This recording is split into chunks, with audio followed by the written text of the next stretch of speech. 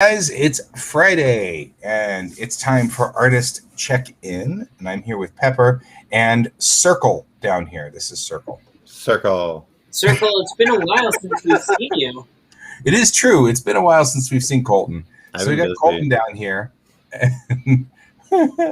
And he's having problems with OBS, which I'll bet you he will finally figure out 4 minutes before the end of the show. Probably. That's exactly how this will work. I know this is how this Yeah. works. Anyway, so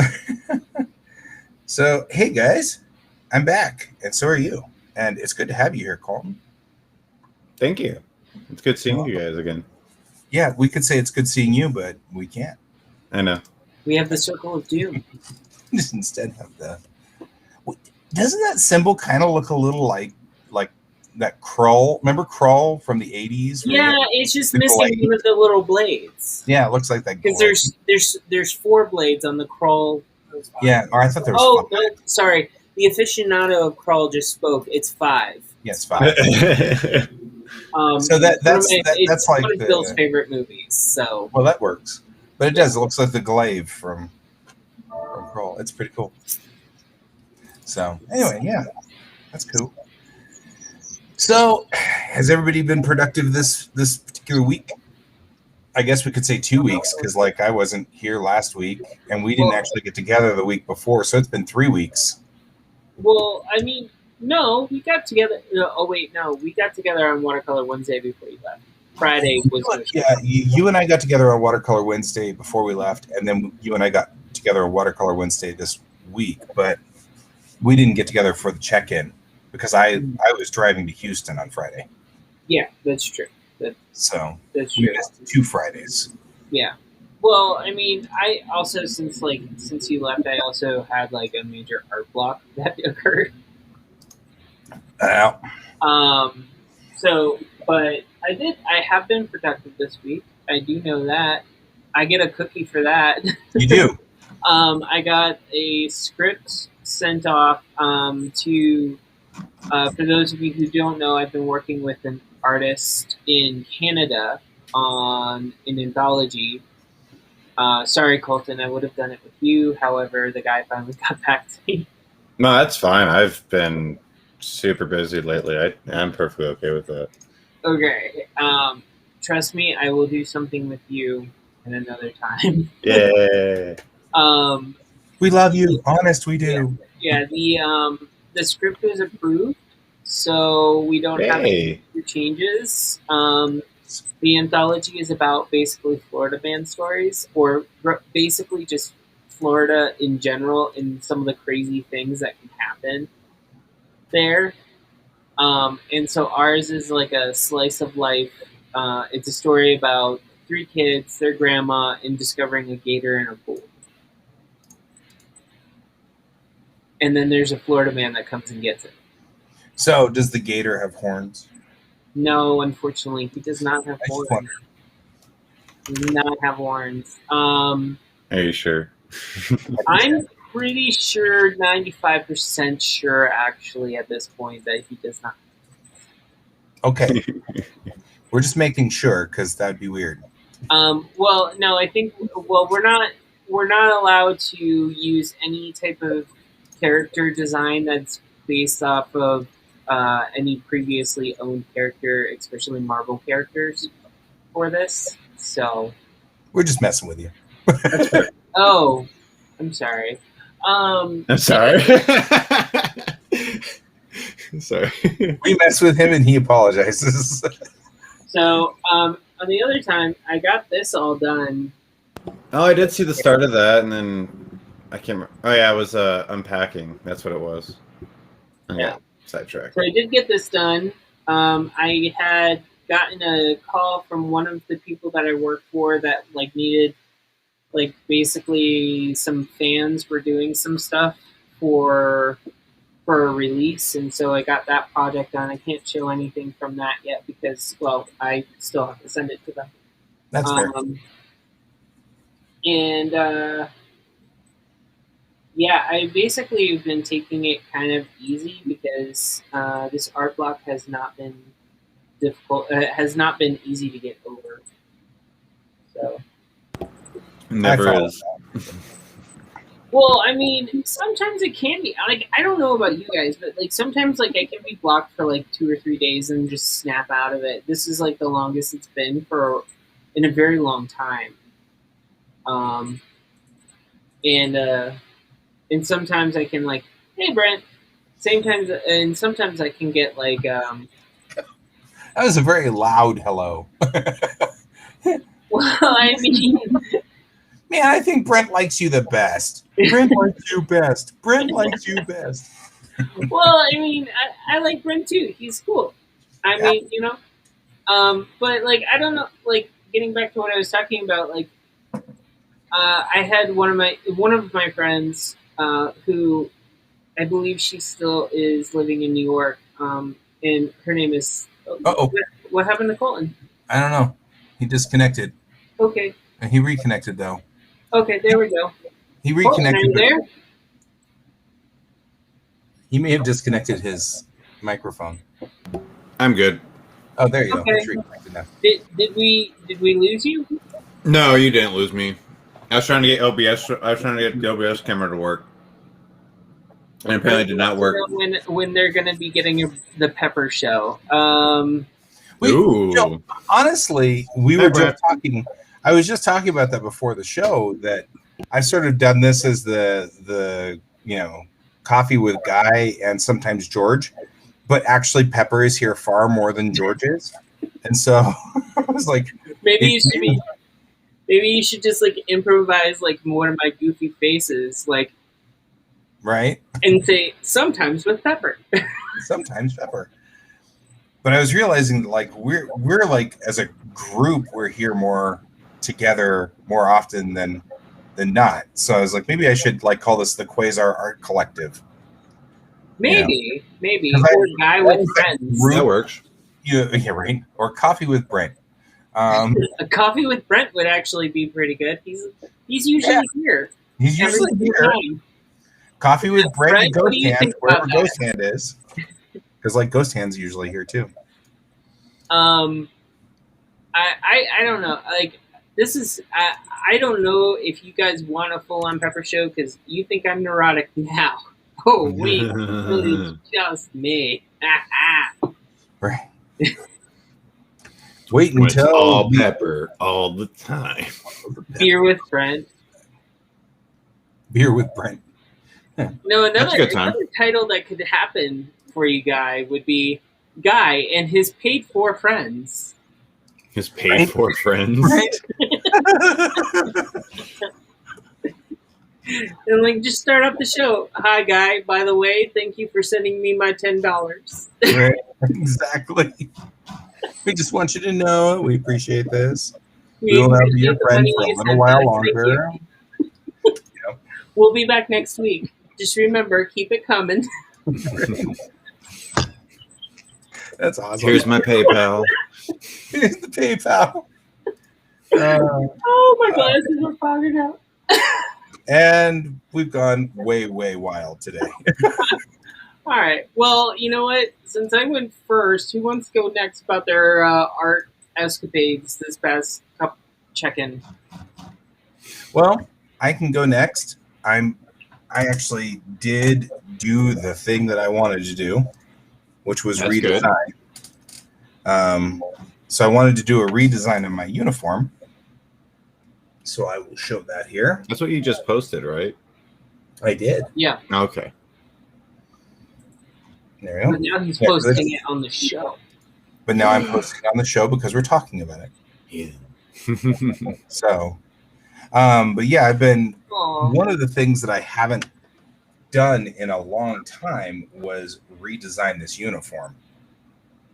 And what I was saying was that the original uniforms that I had, and I will find some examples here.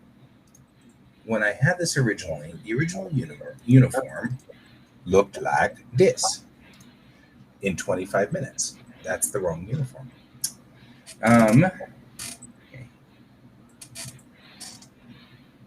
It's going up here. There we go. So I had this uniform, which I had done at one point in time where was kind of cool, and I had the rank and the locks, and I had the Chinese collar, which is the Mandarin collar, which I think is really cool.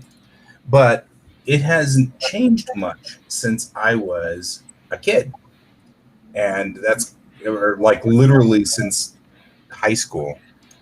I found a picture of that a while back, and I thought that was kind of cool.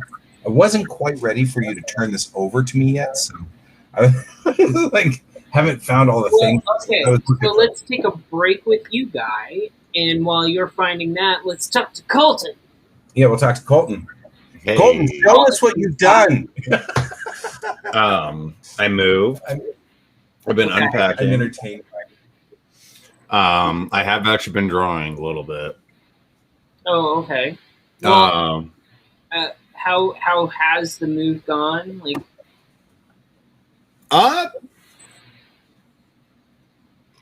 I'd say I still got like a few things over there I need to go grab. Okay. But it's just like the last minute stuff that I also need to go clean too. So I mean that's the atypical stuff. Gotcha. One roommate wants me out of there as soon as possible, but I had to have that talk of like I paid full rent. I still live here. Even though my stuff's not here, I still live here. So right. Yeah. So was this a roommate clash that caused this? Yeah. Yeah. Yeah, we finally, after 3 years, I was like, I can't do this anymore. I hate you. Yeah. I walked away. Waited for the lease to finish. Came out here. Now I'm living with some new roommates up here, which it seems good right now. Where's up here? So did you move from away from Aurora to somewhere else? Technically, I went from South Aurora to North Aurora. Ah, okay. Like I went from. It's not an improvement. No, not really. It's $100 cheaper. That's true, but that's that's because there's more like bullets flying around in that area. Yeah, probably. Yeah, but I'm pretty much a I-70 in Chambers. Yeah. Okay. So you know the area. But yeah, it's cheaper. I like the roommates. It's a house. Once everything gets kind of renovated, that they're trying to get renovated, and the garage isn't fully occupied, I'm gonna finally be able to bring my motorcycle back around. So I'm excited about that. And not just have it sit at my mom's house for decades. Right. But Existing. yeah, as for living wise and whatnot, I think it's pretty good. Pretty much all of us that live here are on opposite schedules, so we barely see each other. Actually, not bad. That's pretty cool. Yeah, it's not 5 points. You know It's what's so Montbello. 5 points is actually much better now. I would say it's And 5. it's Actually, funny because like all Coloradans are like, ooh, 5 points, but really, it's not so bad there. which is funny because you get someone that lived in a place that actually had a ghetto, and they kind of look at our ghetto 5 points in Montbello and go, "You're kidding me, right?" Right. I Okay, mean, so- I'm not gonna lie. I lived in Miami, and I Uh-huh. will be realistic. When I lived there, there was like dilapidated houses all around me, and there was people that went in and out of those houses in Escalades and other high-end cars. Yep. I can tell you right now, I was in around an actual ghetto, and I can say without a doubt, Denver's ghettos not very good. Yeah. I mean, yeah, not very good in the sense of actually looking like one. Well, actually being one. Yeah. yeah. I mean, like I'm married to a woman who literally grew up in East LA. So Yeah. she's like, "There's nothing scary here at all," and I'm like, "That's because you're from freaking East LA. They write Because songs you know- about that part of town." I mean, I'm from an area of Miami that basically was like just north of downtown Miami. I had to worry about people all the time. Yeah. Where here, I don't worry about people. Even in the ghetto areas that everyone says that are ghetto, I don't worry about stuff in those areas either. Yeah, no. Colorado's got nothing compared to actual cities. If we keep getting as big as we are, though, Yeah, it's only a matter of time. we can easily go that route. I mean, we can stop the transplants happening. Oh, wait, I am one. You're the problem. You're the Well, I'm from Florida. I'm not from California. I'm not coming here to make it more like California. I'm coming here because I want to get away from Florida. That's fair. I was like, I can't really blame you for that. I think you were here really- before the transplant boom of the 420 phase. Yeah, that's true. I was here before the 420 phase. But a lot of people don't realize, like, in 2013, that is when all LGBT were allowed to adopt in Florida. Oh, really? And up until that point, if you were a single woman, married woman, married man, you could adopt in Florida very easily. If you were a single man, no, you weren't allowed. And if you were LGBT, you were usually denied anyway. Right. Right. Unless you were a lesbian, then it was okay. Do you miss Colorado, Brent? Do you miss us? Brent, did you go? I feel like Brent definitely misses us. Brent, we need to have you come back to Colorado. I found the picture, by the way, so I'm going to bring the But no, I totally get what you're talking about, though, Pepper. That is, yeah. Florida's a very red state. Yeah, it is. Yeah. So it makes sense. Most of the time, the people like most people like yeah. If I had to go back to Florida, I would miss Colorado every day, Brent. I'm right there with you. Yeah. Fair. Hey, I was in Houston for 1 week and I missed Colorado every day. Yeah, Yeah, but you it's were like, there. that wasn't- That's fair though. Like okay, I'm not gonna lie. I'm not a big fan of like Texas. Like I'll go there, but I've never been a fan of Texas. Every time I go there, I'm just like, I want to leave now.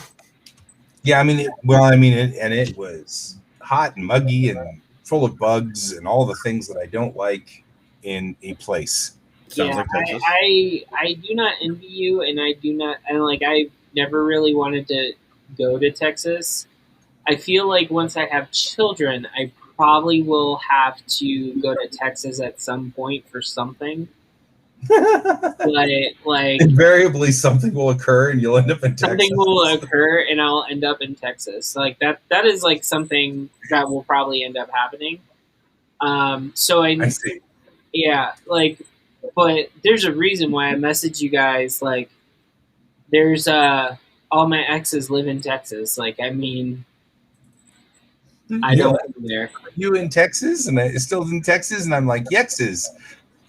Yeah, yeah. I don't know. Like, every single person I know that has traveled through Texas from Florida, they always get stopped, like, or delayed, or they get stuck there for like a month, like, or like 2 weeks or something like that. It's like great. It's like insane to think about. I mean, Yeah. that's fair. Yeah, like I mean, like even my grandparents, like they helped my sister go, like they helped my sister go to California, and while they were driving, like they went through Texas, part of Texas, but then they had to stop for like 2 days, like long, and made their journey much longer. So it's Why? car trouble, man, car trouble. I mean, I thought Florida had bug problems, but Texas has way more. That's fair. Yeah, That's I mean, totally we came back and it looks like the front of the car looks like a slaughter happened. I mean, because it was just so weird. We're driving along, and especially like there was this one part where I don't even know what we were hitting, but it was big because it like over and over and over we'd hear just this thump, thump, thump, the front of the car, and we get home here and the front is just plastered with something. I don't even know what it was. It was like, demonic bug. A car wash now. I'm like, Well, Colton, before you joined and before Brent joined, I had proposed something to Guy, and I kind of want to know. I told him we were both already married, so that was weird. Yeah, I know. And it's not that type of proposal. I'm not gonna lie, that's actually not as weird as you think it is. Yeah. Okay, that's true. Anyways, we film something live where we go to World Market, Okay. and they have a bunch of snack foods from around the world there. Okay. And so the challenge is that if me and Guy were just doing this, I would buy for Guy and he would buy for me. So, like, if I went to the shelf and I saw a can of Spotted Dick, that's what he would get. And then he, in turn, would get something for myself. This is like a challenge based off of Casey Golden. I don't know if you know the artist on YouTube. Maybe, maybe not. She does this a lot. Like, she'll get snack boxes from Tokyo and stuff. Oh, okay, yeah. Yeah, and she'll make characters off of it. So basically, what it would be is, do we want to do it for like a Friday check-in, or should we do this for like Watercolor Wednesday, or just do a week-long event?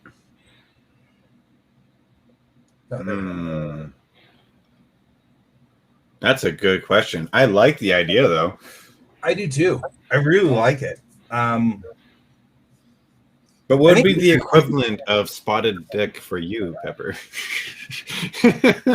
Well, seeing that we have to try this as well. That's why I was curious now. Yeah, I mean, I don't know if Guy, have you ever had Spotted Dick? No. No, because everybody gets checked before I get in a relationship with him. So, it's a cake in a can, right? Is that what it is? Yes, Spotted Dick is a cake in a can, usually with raisins and stuff like that. Yes, the reality is that I've never been a real big fan of raisins in food. So generally I avoid it because I actually have British friends and I know what it really is. But it's funnier to make jokes, so I will. I'm glad you know what it really is because I have no idea. Well, I'm thinking it's like wieners with like little green dots all over them. No, right, exactly. No, it's not little mortadella sausages. Yeah. So, but I mean, like we were also talking about this. I'm like, and the problem is that Pepper's allergic to seafood. Yeah. So I'd have to be very careful what I picked out because getting squid wouldn't help, which is usually what I get people whenever they're like, surprise me with Japanese food. I'm like, see, you're just asking for it. Yeah. Like, I mean, they do have Japanese candies. They do have Japanese candies. They do. Yeah, see, this is where Pepper wants. He's like, just give me the candy. It's fine. Right. I mean, it's a reason. Well, the thing is whatever Guy gives me, I'm allowed one bite, and then my husband has to eat the rest. I see. I didn't hear that part. I like that. Hold on. Like, wait, or here's what else we could do. So this is why the spouse thing comes in. You two only have one bite, and then your spouse has to suffer. I get it now. Right. Scorpion and candy. You know what? I actually probably would try that, Brent. I am not going to lie. I probably would. Because I'm crazy. That's fair. That's good. I mean, you are from Florida. Yeah, I mean, you have to keep some tendencies. I don't know. I don't know, Brent. Is there any messages from Phil? He just said what, folks? Because that's on Brent. Well, Brent basically was wondering where messages from Bill were because you weren't here yet. Oh, I'm here. He's here, Brent. He's here. He wanted to watch Night Court some more, and he thought we weren't going to talk to him. I'm not like sure you, Bill. what to say about that, but okay. Awkward. Right, we're all. Night Court's cool though. I mean, to be fair. Yes, Night Court is cool. Brent Spiner started there. Mm-hmm. And like Michael Dorn was on there. Dana Carvey. Well, yeah, but I mean, I'm talking about Star Trek people. I mean, I don't care about those other guys. Fran Drescher was on it. Penny Parker. I'm like, Penny Parker was on it. it's He's like, only interested in the guy is only interested in the Star Trek. I mean, like, have you met me? Well, wait. Penny Parker was on Star Trek too. Penny Parker was also on Star Trek. The actress. Yep. That plays her. So that's Terry You Hatcher. can't just name off the actors that Bill's giving you. Come on. Terry Hatchett. Terry Hatchett was a transporter chief. Yeah. Okay, fine then. You know what? Fine. Here, you get messages from Bill with a little bit of FaceTime. That's all you get. But I mean, like totally not disagreeing. That's exactly what was. That's what I was thinking. There, is all these people. Yes, and Brent thought that as soon as we mentioned food, we would get a comment from him. Yeah. So I was trying to think of something we could say. did you hear that, folks? We didn't have anything witty to say about food. Fail. That's fair. Problems like that all the time. It can't be on 100% of the time. All right. Yeah. So let's get back to what we were talking about. Where's that picture, guy? I found it, and now I'm modifying it so that we can see exactly what I have done with my life. There's the show. Messages from Bill. A little interlude. Like, we could actually do this as a variety show. Guy with friends. Guy with friends. Guy and friends. No, guy with friends. Okay. Sounds like I don't know. That sounds. There's something disturbing about it. I can't put my finger on it, but we just do like Saturday SNL like skits. That's what we do, and like, and Raph could come in and like make us the butt of every joke in one episode, and then we just roast him the next. It would be right. He's all. Perfect. This all works. All right. And he sits there and says something about us being ugly or something like that. And, you know, we just Perpetually. remind him that his wife, did everything out of pity.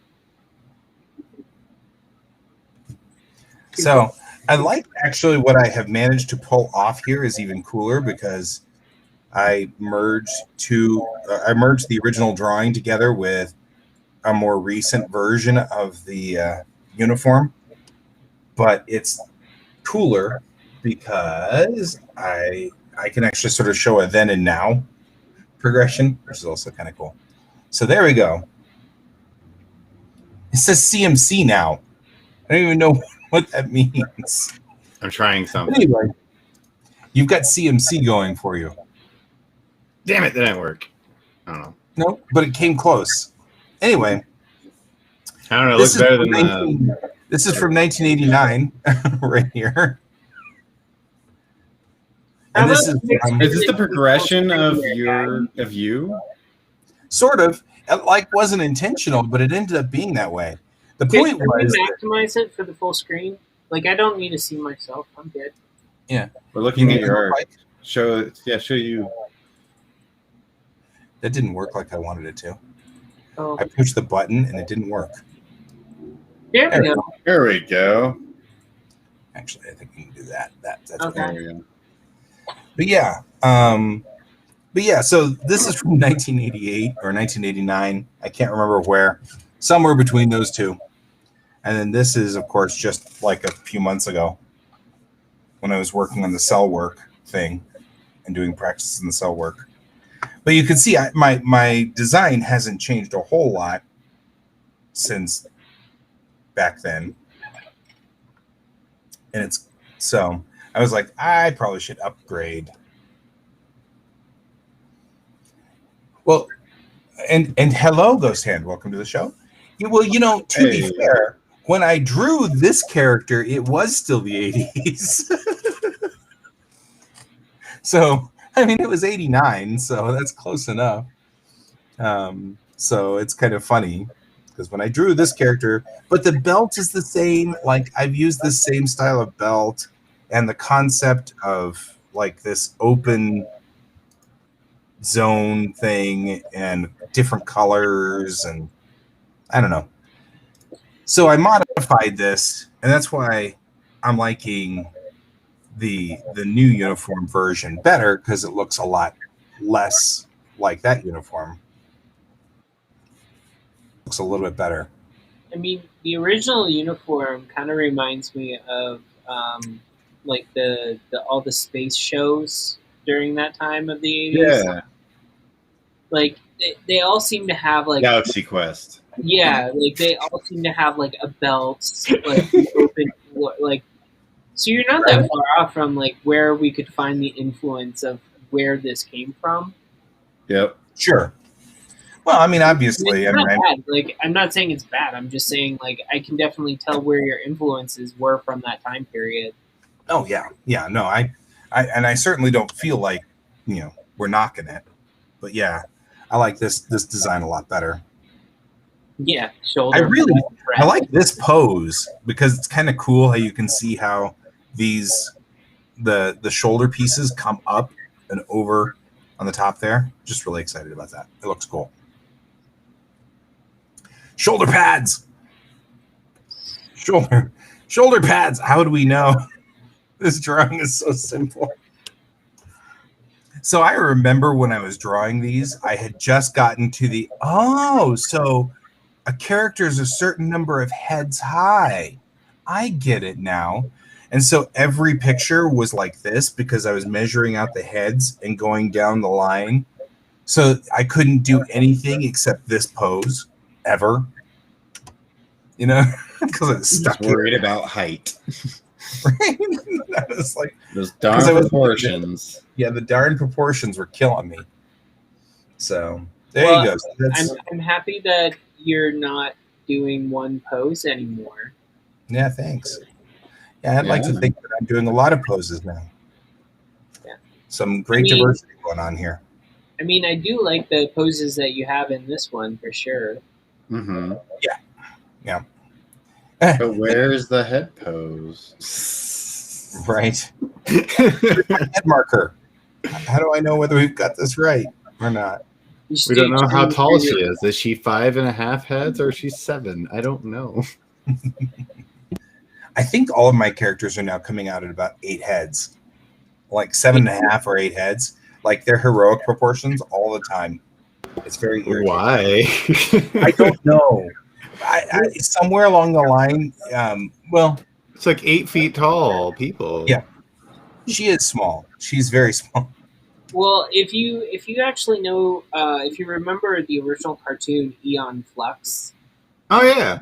So Eon Flux, when it came out, the reason why everyone loved it, but a lot of people hated it, was because of the proportions. Yeah. Yeah. And so if your normal characters are like 7 heads tall or something like that, Eon Flux's characters were like 10 or 11. Oh yeah, they were ridiculous. They were ridiculously Super long. Yeah, it was redonkulous. It was very, very, very, very wrong at some points. But I mean, the aesthetics that they were able to do with that cartoon, based off of that, alone was amazing during that Right. time. Oh, yeah. So. Well, Aeon Flux was the first time that I was introduced to an animation studio that was outside of Japan, because it was I want to say it was a Taiwanese animation studio, but I'm not 100% sure anymore. But the style was completely different, and it was so radical, and I loved it. I was just like, wow, that's completely out there. So Ghost Hand, one of the things about this character she took from the Star Trek character that she's based off of, is that she's tiny, like petite, a very small person, and so everybody underestimates her because they keep thinking she's some 18-year-old that just signed up and somehow managed to steal a uniform with Lieutenant Commander stripes on it, and so they constantly underestimate her. That was part of the shtick with the original character. So I've moved that over with this character too. She comes from a colony of exclusively Asians who were who had tried to separate from the rest of the human race, and then their colony collapsed. And so she doesn't actually agree. She was like 18 or 17 when that colony collapsed. So she had nothing to do with it at the time. She was still a kid. So yeah, young-looking, high-ranking officials. The other thing is, I had gotten into an article on Star Trek. I know you guys are shocked. Where they were talking about the You don't first. like Star Trek. I know, weird, huh? But they were talking about the first episode of the original series, the first 2 episodes, The Cage and Where No Man Has Gone Before. And they were wearing different uniforms, and somebody was, griping about it. And this guy got on there, an old Navy guy, and was explaining officer of the line. And that there's an officer of the line, then there's an officer of not of the line. And the non-officers of the line are the people who are not in command. So like chaplains or, clerks or, they're not combat people. They do the other parts of the engineers. They're not designed to be in line for that. And so in the original Star Trek series, you had 3 colors. You had of the line, not of the line, and science. No. Which were the 3 colors. And I have decided to adopt that. So I'm going to have my 3 colors as well, which will be of the line, not of the line, and then science. And so you'll either have this green, which is you're an officer of the line, or you'll have like a rust color, which will be not of the line, and then science will be purple. And then that way I've got my 3 colors for my people. So Ghost Hand makes a very good point. It is true. It is so true that it was very, very cheap. However, and the complaint was that Roddenberry didn't know anything about military, and that's hysterical, seeing as how Roddenberry was in the U.S. Army Air Corps. So he was like a World War II air pilot, with the Army, which is what we had back then before the Air Force.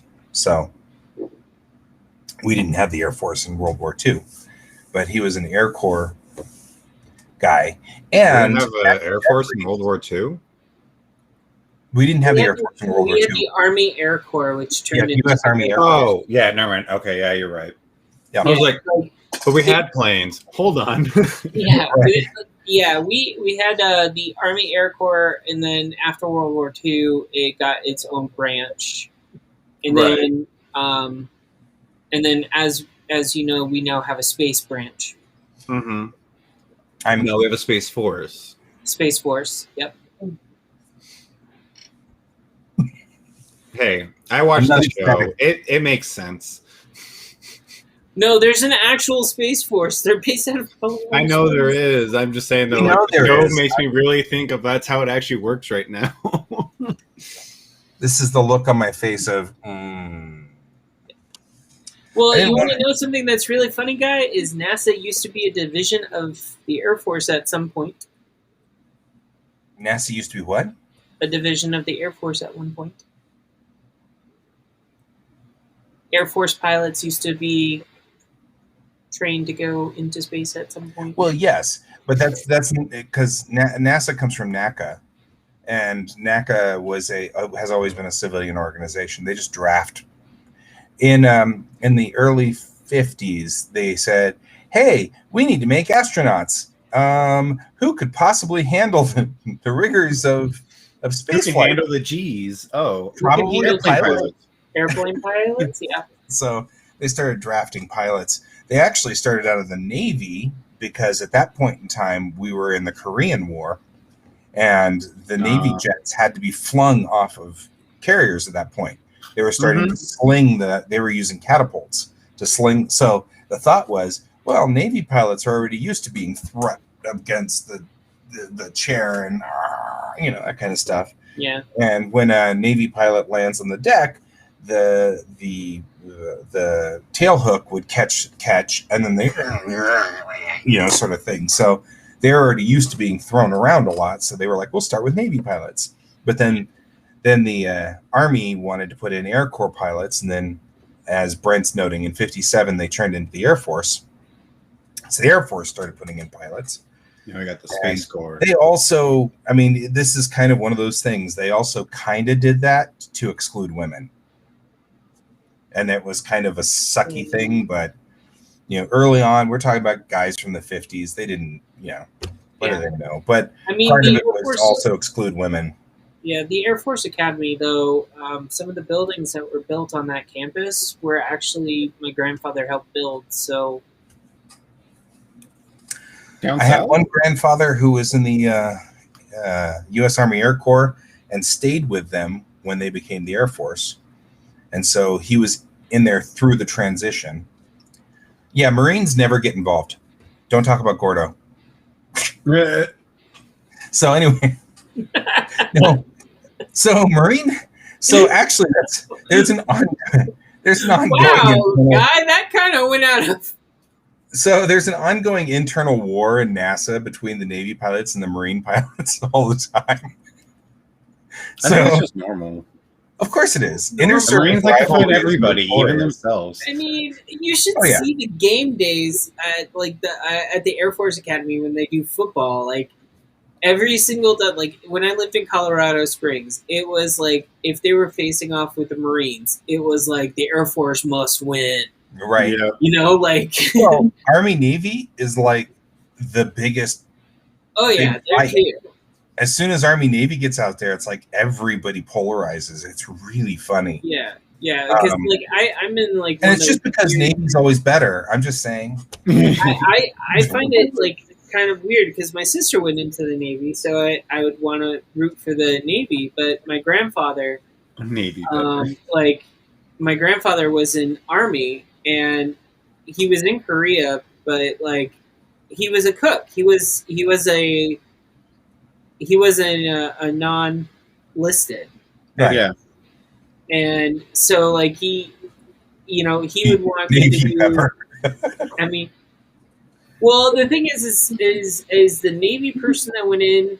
She was like everyone used to say that she was salt and I was pepper because we're born on the same day. So Makes figure sense. Yeah. See, my best friend That's pretty funny. is Army, and he's just wrong. That's all. It's just simple. It's as simple as that. yeah, but then He you gets a get lifetime the, paycheck. then you get the Air Force. Then you get the Air Force facing the Navy, and then all of a sudden, everyone in Colorado Springs. Who do we root for?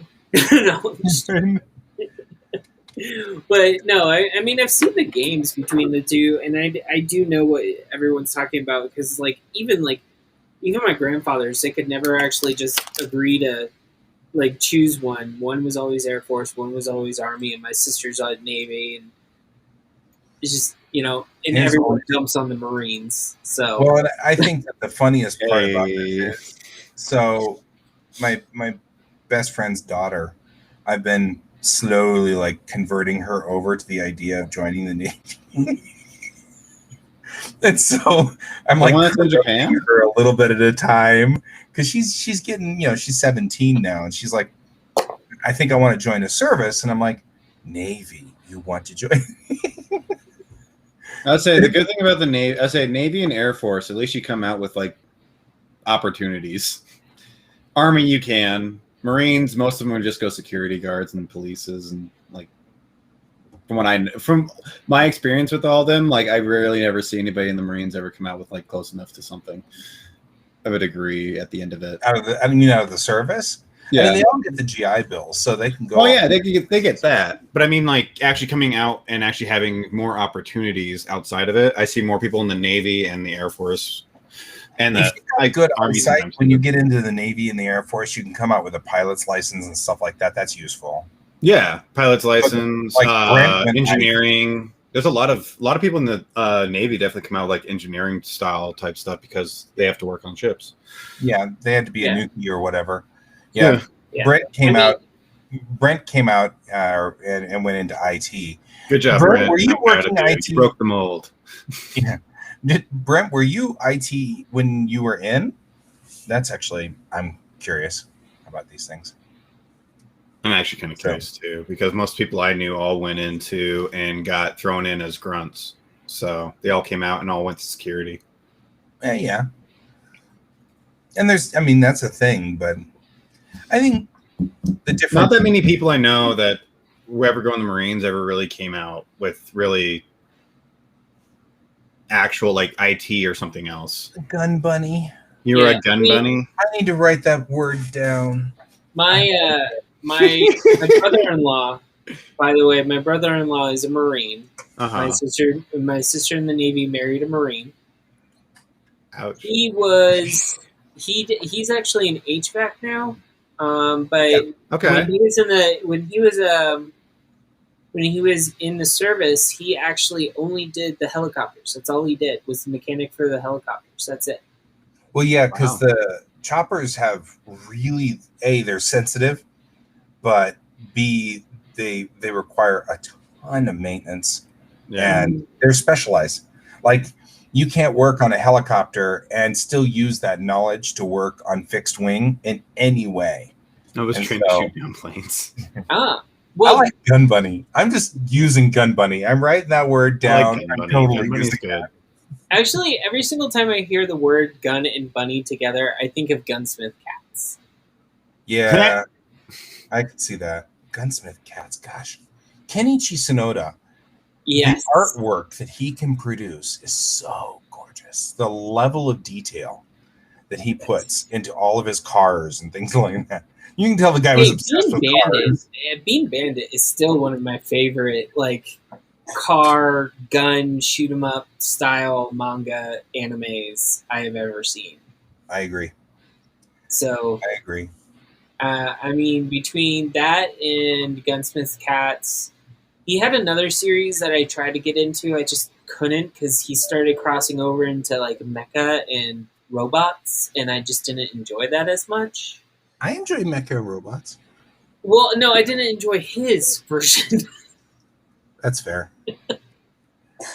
I see you have mecha and robots. I too have mecha and robots. But going back to the Marines, Bill. We haven't picked on the Marines enough, so. Yeah. Bill's grandfather, however, was a drill sergeant for the Marines. Oof. Yeah. Rough. That must have been rough. I don't know. Messages from Bill. He threatened to sign me up all the time. I bet he did. Yeah. I bet he did. Before he passed away, he was still expecting them to call him up to go back into service. Does not surprise me. Brent, do you still talk about having them call you up and go back into service? My brother-in-law does as well. Yeah, I know that one. I think my step-uncle still says that, even though he was medically discharged. Yeah. I can talk about why he left. So why my brother-in-law left? Because I don't know. That's fair. I just know, like, two of my friends that went in, they were both went in the Marines, both ended up as grunts, and they both left with medically discharged even before their four years because they both got injured. So That's fair. Yeah, that's fair. But it was all because of what the Marines were doing to them. But hey. Yeah, I mean, the Marines can be rough, but I mean, that's the whole. Can be.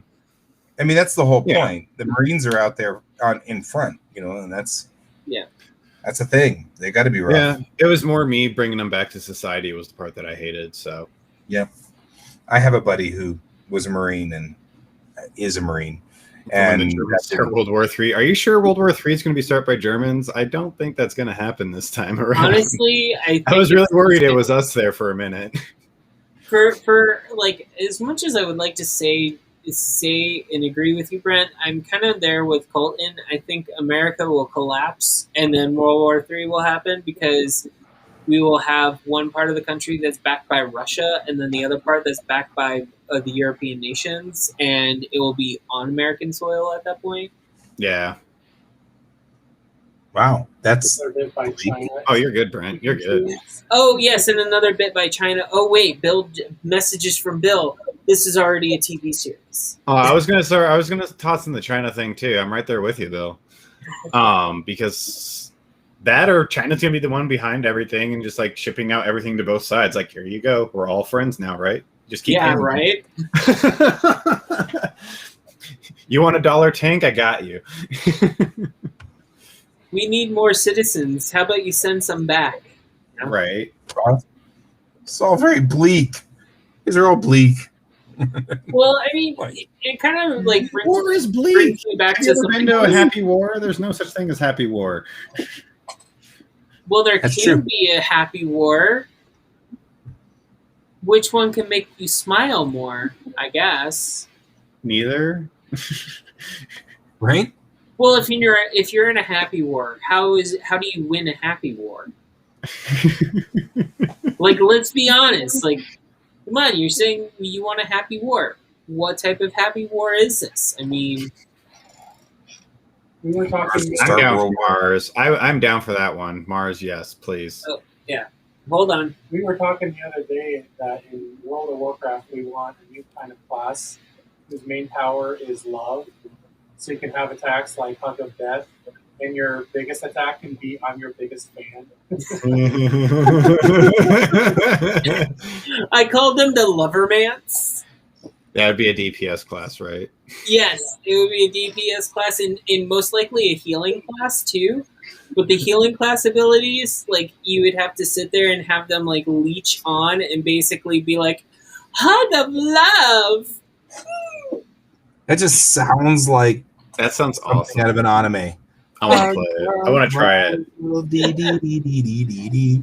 In fairness, we were watching this. All right, Brent. We were also watching Sailor Moon at the same time. Right. Oh, perfect. That makes sense. Yeah. So, I'm not nice. sure what to think about that, but okay. But I mean, World War III starting by Mars. I mean, we I'd just be have to reveal to the public we're already there.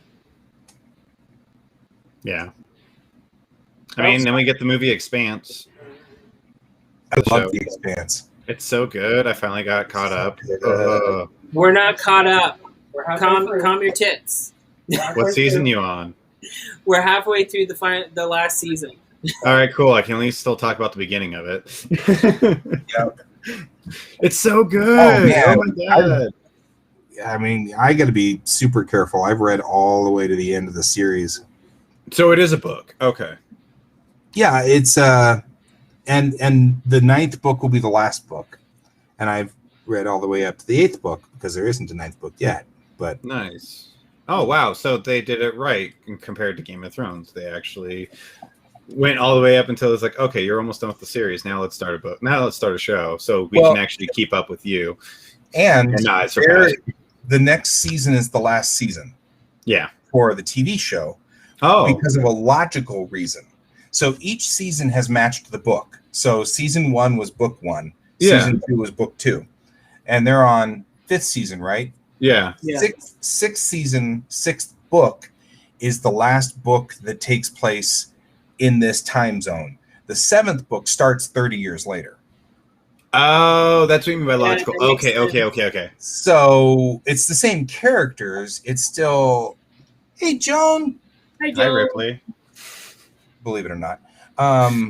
So the 7th book takes place, it's still with the same characters, but they've been doing their thing for 30 years. And so Oh, they're okay. older, and so the whole thing was they can wrap the series up because they were like, well, we'd either have to always age all of our actors, Yeah. or But the thing Or I you love have to about recast. or recast. The thing I really love about Which would suck for them. The Expanse is that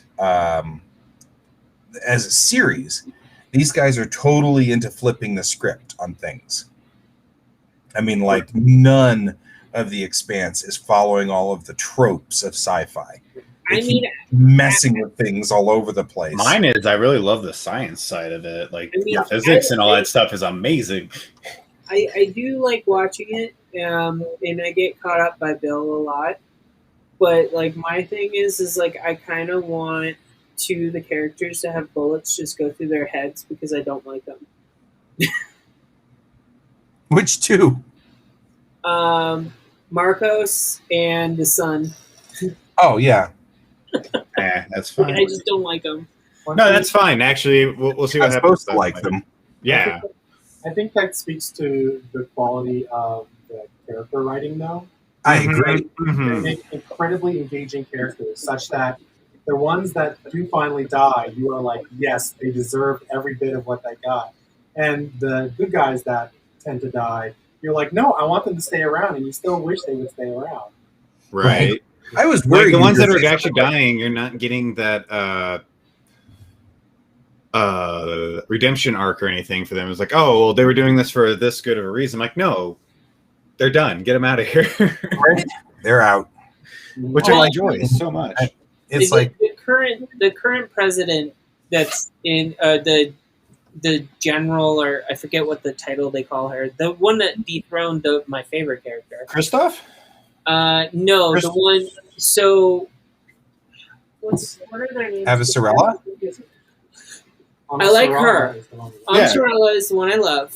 The one that took her place in the Oh! in the Earth government. The I Asian girl. wanted her for a very good while to get a bullet through the head and have her come back as leader.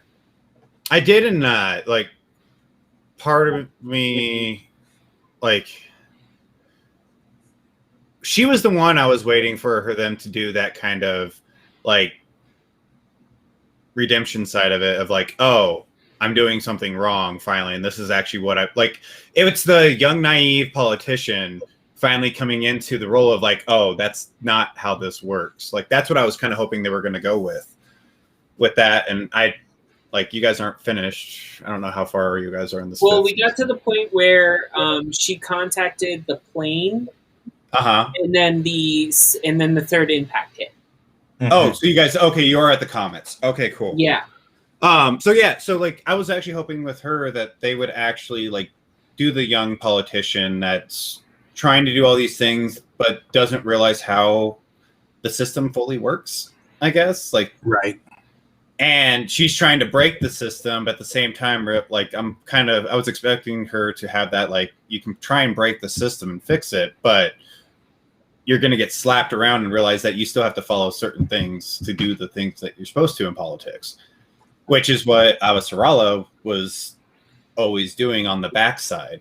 yeah. Yeah. And that's the part I was hoping for. And then, of course, she gets caught up in that whole asteroid falling field, and now I'm really like, now I want to know what you guys actually think after you guys continue watching that show. So the thing that I thought was fascinating about her was that they really did a good job in both the book and the series of playing her like a politician, in Yeah. that Mhm. she was not necessarily against Avasarala's thought processes. It wasn't like she was against what but she was a political opponent, so she was spinning things, and I thought that was fascinating because they did a very realistic version of a politician. You know, Yeah. she wasn't evil, she wasn't, a cruel or whatever. Yeah. She wasn't like a caricature. She was a politician, and she was spinning things that Avasarala was doing, even if she agreed with what Avasarala was after. Because she had an agenda that yeah, was but against then she Avasarala's. But she also took it way too far. She didn't actually listen to her. Right. And then all of a sudden, the stuff started falling onto Earth, and then that's when she freaking decides to listen, and then she gets caught up. And that's last time. That's where we're at. So I can't. Yeah, go I into think that You can't go any further. think That's why I was that- like trying to work like certain things, like, I can't say that. Can't say that. I think that Expanse can be summed up with everybody not listening to Avasarala getting screwed over. Because, like, that's not the first time that in the series. I mean, like, in book 2, I think. Okay, cool. You have right up to. Okay, sorry, Brent. I just saw it say 6 Sorry, spoiler warning. Well, and the good news is, Brent, You're on and the book good 6, news you're is, good. Brent, the show is following very closely to the books. Okay. It I has feel like been, they're waiting patiently to say something. okay. I was going to say that I think Ama Sorela's character design is that she plays her own game of politics that is separate from how politics works in this universe. It's Yeah. almost like Roman politics she's playing, and everyone else is doing their own thing. Right. And I think her particular character thing is, I don't think we want her to be leader because she's a more of an on the ground politician than she is Yeah. at the top leadership where you're delegating. Right. She doesn't do that. So. Right. Joan, we're talking about a book series and TV series called The Expanse. It's written by James S.A. Corey, which is a pen name for two particular artists, Ty something, and I can't remember. But there's two authors, and they are co-writing this series. There are 9 books in the series. Amazon has been making the series. Yep. It started on Sci-Fi, and now it's moved to Amazon Prime. And they are following the series or following the books really closely. And so they're on season 5 at the end of season 5, which is the end of season or book 5. And Brent and I are talking about the fact that I love the series so much. I got into it in Leviathan Wakes, which is the first book. So every time a new one, Tiamat just, what was it called? Something Tiamat just dropped, which is the 8th book, and I read it in like 3 days. I just couldn't put it down. So, but the series is exquisite in a lot of different ways. One, it's clear that the two guys that are writing it sit down and plot everything out meticulously, because the characters all act like you expect them to in all situations. And like Bill was saying, one of the characters is the president, and she is playing sort of a Roman politician, where everybody else is sort of playing a modern politician. And so she's off kilter with everybody, but she's right. And that's the interesting thing, because she's coming up with all these concepts and ideas that are correct. And, the book series is, you didn't listen to Christian Aversorella again. Yes. Oh, please do. If you like, I like the physics and everything in there, you would be amazed at how detailed they keep to it. I believe the style of writing in the style of science fiction is known as sci-fi realism. Yep. Which basically bases a lot of the science in the science that we currently have. Yep. And they expand it to a certain point, which seems like it can be believable where we would end up.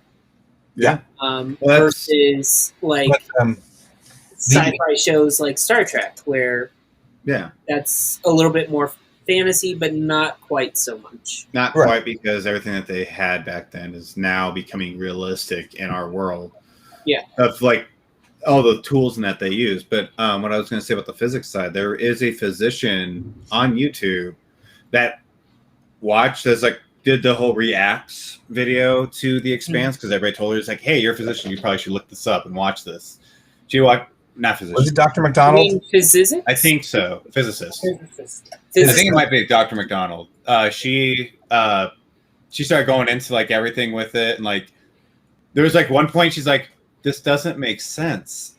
What are they trying to do? And then finally got like far enough into the episode where like it was like a gravity thing, and they started kicking on. She's like, oh, I get it now. I know what's going on. I know what they're doing. This is amazing. And she got like super excited. McDonald, and I was like, yeah. I actually sat down with Dr. McDonald and interviewed her. She is kick butt. She is so cool. She has "Live Long and Prosper" tattooed in Vulcan. Dr. McDonald? Dr. McDonald, yeah. And I mean, I've sat down with her. She is super high speed.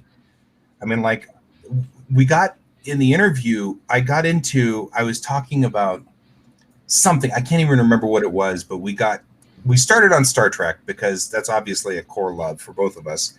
But then we talked about gravity assist, Hohmann transfers, and we went way off into left field. We like lost my co-host. Oh, sorry. Dr. Becky. Oh, okay. So it wasn't Dr. McDonald. No, I'll send you. Dr. McDonald's so cool. Dr. McDonald now works on Star Trek. She got picked up from Star Trek, which is like her dream job. She's now the Oh. science consultant That's for cool. Star Trek. And I was like, yeah, go Dr. McDonald. Because she, like I said, she's got live long and prosper in Vulcan tattooed on her.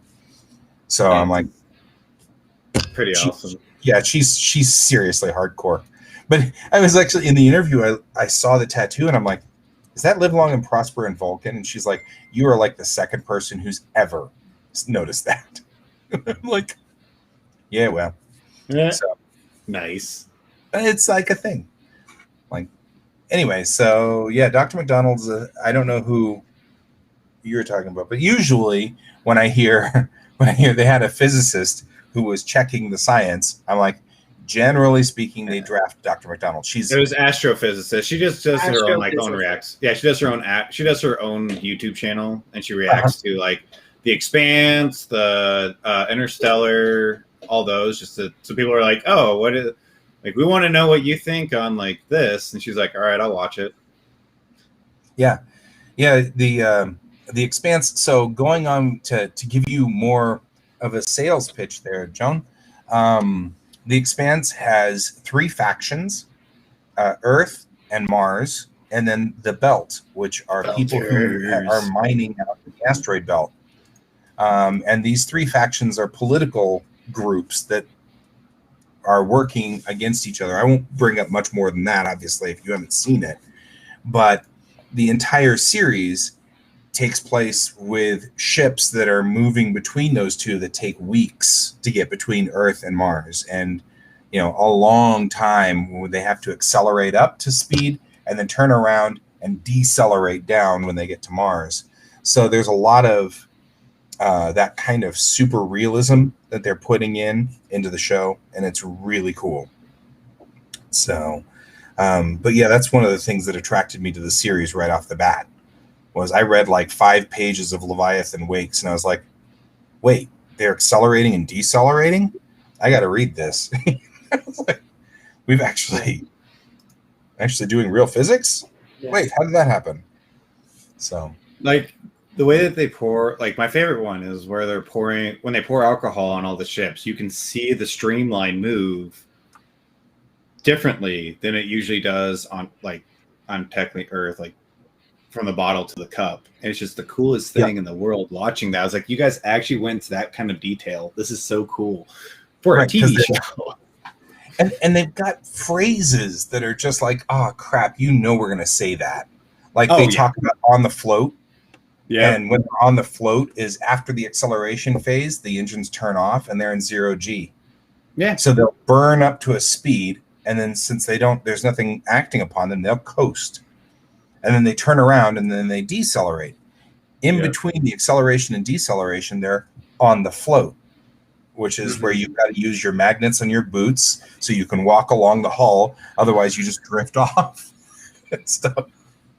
And I think that's Exactly. just so cool. It's so I'm cool. like, you guys actually like, and I'm like, crap, now I don't know if I can use on the float in my series. So I'm afraid I'm in trouble, but it's such a useful phrase, and I feel like we'd all say that. You know what I mean? I feel like we'd get to the point where we'd be like, well, we'll be on the float, so everybody, tie everything down so it doesn't drift. So it's kind of cool. Anyway, hope you enjoy the series as much as we've enjoyed it, obviously. I've fallen in love with it, and I'm waiting for the next season already. So it has a big cast. It doesn't have a revolving cast. It all is based around a core of 4 people who were on one specific ship at the instigating event of the series. And it centers around those 4 people, but because it's got system-wide politics, you've got all these other characters that are involved.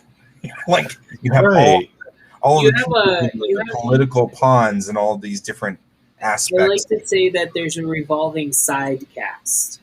Yes, there's a revolving side cast. That's probably that's the part I think. Yeah, because each season there's major side cast characters, and then there's like minor ones, and then sometimes the following season the minor one becomes a main one because the previous main one was killed off, or or Something. whatnot, something, one of those things. So you get a lot of different characters that go interacting with the main cast. So, but I mean, there's a lot of people that work on that show that are amazing. So, Right. For writing, yes, we will. It is a very good, very, very good series. Bobby, yeah. dude, Bobby. Bobby started out as an unlikable character, and now is a very likable character. So, for me at least, To Marine. I was expecting not to like her at the beginning when she first showed up, just because of what she was representing, and I was like, I know this is like, I really hope they don't go this full route with her the whole time, and they finally like took her to a completely different route, and I'm like, okay, I'm enjoying her a lot more now. I think I started liking her once they brought her to Earth, and she realized what Earth was really like. Yeah, Versus and it's what not she what it was in her told. imagination. Yeah, Yeah, because like whatever she was told by the military and everyone else, she realized at a certain point it was wrong. right. Not on how Earth works.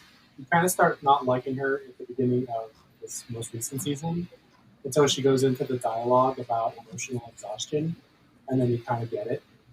Mm-hmm.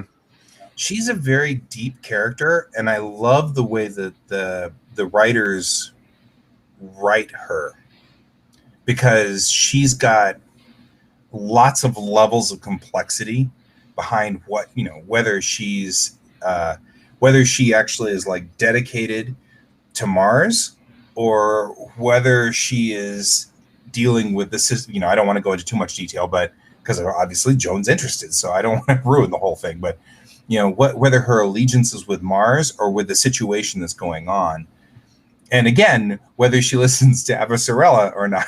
Because like all of this boils down to whether you listen to Avasarala or not. But I will say, Bobby is like probably one of the first ones to realize that she needs to listen to Amasarella. Yes. Well, obviously, it takes her a while, but she's other than James Holden, but yes. Yeah. But even James Holden like doesn't quite grasp it right off the bat. No, he's very like, I think it's the thing I like about James the most is that he does take everybody's considerations and he just sit in his head. He's like, but I still got to do it this way very quick. Yep. But he still has their like. Well, that's the thing. The thing about James is that he is magical. Like he, it's almost like he goes, when you don't see him, he's getting onto the comm link with the writers and finding out how the story ends. Like, it's almost he has like James, this. They almost make him a Deus Ex Machina of his own accord. But like when he wants to come up with, no, we're not close to the final. We're not going to do that. But I mean, like, catch up. I just want to point out that James Holden, it's like you're saying he's like almost magical, superhero-esque. I mean, almost like when he was younger, he was in a Disney movie about teenage superheroes. That would in never War and Peace. Wait, that was him? Yes. No. I'm looking it up right now just to confirm. An example of two side characters that, again, whose characters are written so well that you agree with them, is the detective in at least the first couple seasons, Miller, and Ashford later in the season. Yeah, and amazing. Oh my God, he was in Sky High. Oh no, he was. Sorry. I just realized that after you said, like, no, that's a. Oh my God, it is him. So what's so funny about the whole thing? God, I wish I had my camera working. What's so funny is I read Expanse before it came out, right? As a TV series. So I had in my head an image of what James and Amos and all the characters. I had in my head what they looked like. Uh-huh. And it's so funny now that I've seen the show, and they did such a good job, and I'm not as fond of the adaptations, but they did such a good job with this show that I actually now I can't remember what they looked like in my head, because now when I read the books, it's the actors. The actors are all in there now in my head, and I find that funny in its own way. So it sounds like they actually did a good job in casting then, if it literally got you to be like, these guys are great. They cast completely differently than I would have expected. You know what I mean? Like, when I saw the actors, I was like, huh, that's not the way I think Amos looks, you know? And I was like, it's weird, because now I'm like, oh, that's definitely the way Amos looks. You know what I mean? Like, I'm really curious on what you thought they looked like. So now I'm really curious what your interpretation was. I can't remember. I know. I mean, See, I think I have generic characters that I just place in my head when I'm reading a book. And I think I just have a set of generic characters. But still, it's like I expected James. Well, obviously, James Holden looked a lot more like me in the book because he's the hero. And when I'm reading, I impose myself because I'm awesome.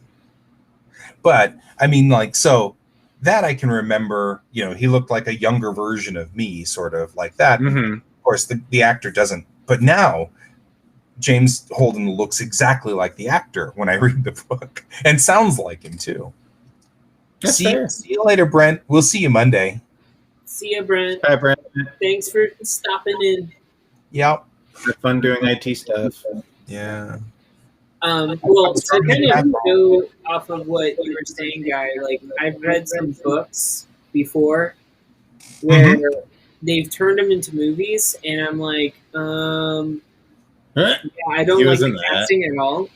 So, like, even if I read the books, like, I'll do, like, for example, Harry Potter. I actually have completely different people in my mind still when I reread that story. That's interesting. Because Daniel Radcliffe, yes, he was good for that. The thing is Daniel Radcliffe in the book version do not look alike at all in my mind, still to this day. Like, they don't. They just don't. Sorry, which characters? So Harry Potter. Yeah, no, I thought you said Hermione Granger does not look like the movie character. And Rupert Grint, who played Ronald Weasley, he's the most characteristically like on how I pictured Ronald being. Okay. But I still don't actually picture him. All right. That's interesting. But okay, when it comes to Dumbledore, it was the very first Dumbledore. I can't get over that image. That he was so good. Yeah. And I just lost his name, but he's so. My mom used to be really into. Well, my wife, and me, all of us are into musicals, and he was in Camelot back in the '60s, and that was my first contact with that actor. And almost had it there because it's Richard. No, never mind. I'm not going to even fight it. There's no point here. I'm not going to remember my name in about 2 hours. So there's not really. I don't know why I'm putting up a fight. But yeah, I mean, but I really loved that casting, and Richard Harris. Harris, thank you. Okay. Good job. Good job being my memory for me, Colton. Yeah. Thank you, Google. Yeah. Richard Harris. He played in Camelot as the king, as Arthur. Mm-hmm. And I remember, I mean, that was like, and I grew up with him playing Camelot over and over and over because my mom would play it like 4 times a year. But so I was so excited when he got cast as Dumbledore. I was like, oh, that's perfect. That's a perfect. And then he passed away, and I was like, oh. Like, yeah, I actually. I mean, I still have a little bit of problems with the Dursleys, actually, too, Joan. I like in my version, his aunt looked very different. Petunia looked a lot different, and his uncle was a lot bigger and had way more skin issues. Like in my mind, for some weird reason, Well, and I think this no is matter because what, of- yeah. actors, I mean, obviously you don't go into acting if you're, it's difficult to be, disfigured. Yeah. Not impossible, but you end up being Well- a character actor if that happens, and that's, depressing for people. Like, oh, I'm so ugly, I can only be a character actor. It's depressing and kind of Well, sad. I mean, it happens, but also at the same time, I've met so many actors, like when I lived in Orlando area, that like I can say without a doubt, like there are some things that young actors have done that I have like looked at and I went, why would you kill your career before it even started? Like Right. why would you get a tattoo on the front of your neck? Right. You realize that you're only going to be cast as the biker girlfriend, or like you're going to have everything limited. So that was a big deal with my mom. That was a major big deal. Like visible tattoos. Yeah, she wouldn't take people who had visible tattoos. That was like her thing. She was like, well, no, I mean, we can't cast you for anything except, and of course, to be fair, mom was a talent agent in the 80s. So things were a little different back then, but yeah, she wouldn't take anybody who had visible tattoos, because the only thing they could be cast as thug number one. Yeah, as I say, gangsters. There's nothing that they could do. And she really wanted to help diversify. That was one of her like goals. So she was trying to take Hispanic, Black people, women, people who were at the time underrepresented in television. And she really wanted to push that. And these people would come in with tattoos and everything. And she's like, you're not helping, because all we can do is put you in stereotypes. And that's rough. And she didn't want to do that. I didn't blame her. I mean, she had a noble goal, and so that was kind of cool, but it was still difficult. Well, I mean, also at the same time, there are some actors that I met who, for all intents and purposes, they would get like the neck tattoos and stuff like that, but then they would get casted in basically the theater plays in Florida.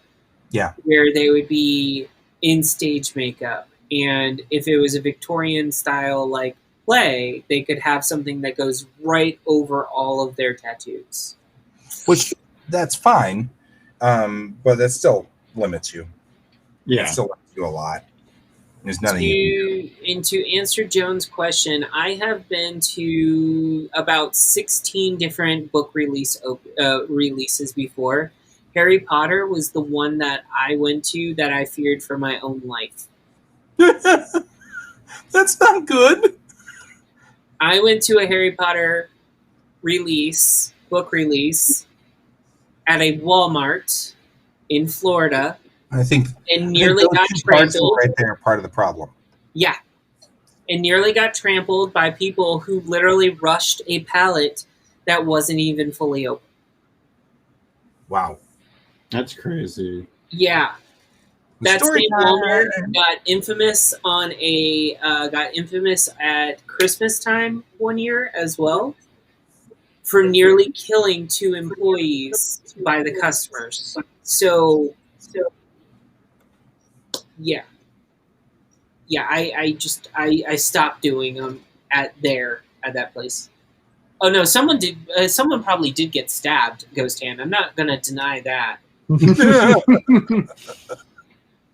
Like, we're talking about Florida here. I'm talking about Florida, and I lived in a dicey area of Florida. Okay.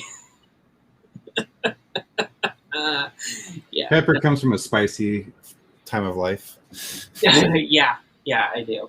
I'm sorry. Back to the we have no idea about ghettos. Well, I mean, first of all, people thought before I went to Miami, everyone in my town thought I lived in a ghetto. But I'll be realistic. I did not live in the ghetto. I lived in the ghetto that wants to be a ghetto, but it was not a ghetto. Right.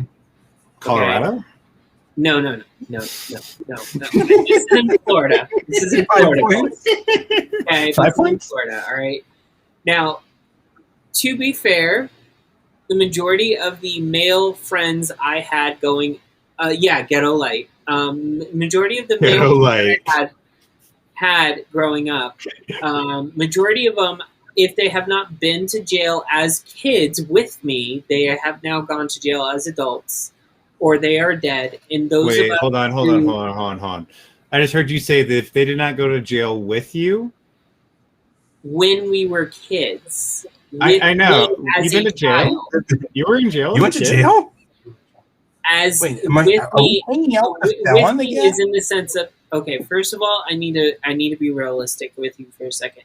My dad was was a cop when I was very young, and he used to play this game with me, which my mom had a wonderful time reprogramming my brain, so I did not find this very funny. Even to this day, I don't find it funny. Basically, his coworkers would see us and go, "You want to see some monkeys?" Oh. And then Doesn't sound sent good. into the holding cells below the police station, because the police station was 2 floors. Uh-huh. So you'd go to the holding cells, and guess what I would see? Wow. Yeah, that's Wow. Okay, so Damn. That sucks. that's the level of craziness I'm working with. And just remember, my mom tried to make sure I did not have that type of mentality as I grew up.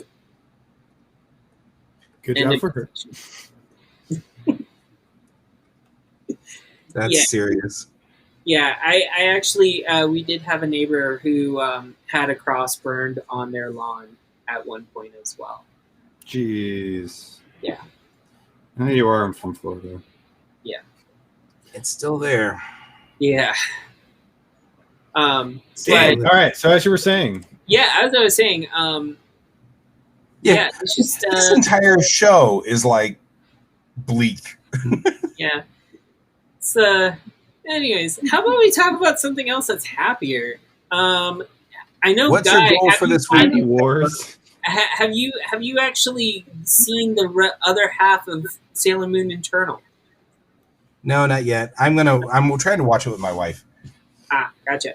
But she's been at this point in time, she's been really embroiled in like a lot of politics at work and stuff like that. So it's been really hard.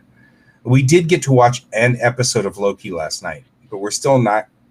I mean, we started out on schedule with everybody, and then everything sort of went wonky, and now we're only like at episode 4. There's only 6 episodes, so I just It's like- finished. yeah. So we I haven't haven't finished even it yet. started. 2 nights ago. Sorry. So It's it's yeah, I'm looking forward to it. It looks like it's a lot of fun. So, but that's where we are, and so I'm still trying. And then trying to get my kiddo to sit down and watch Sailor Moon, I think is not impossible. Just he's spacey and likes to bounce around and do different things.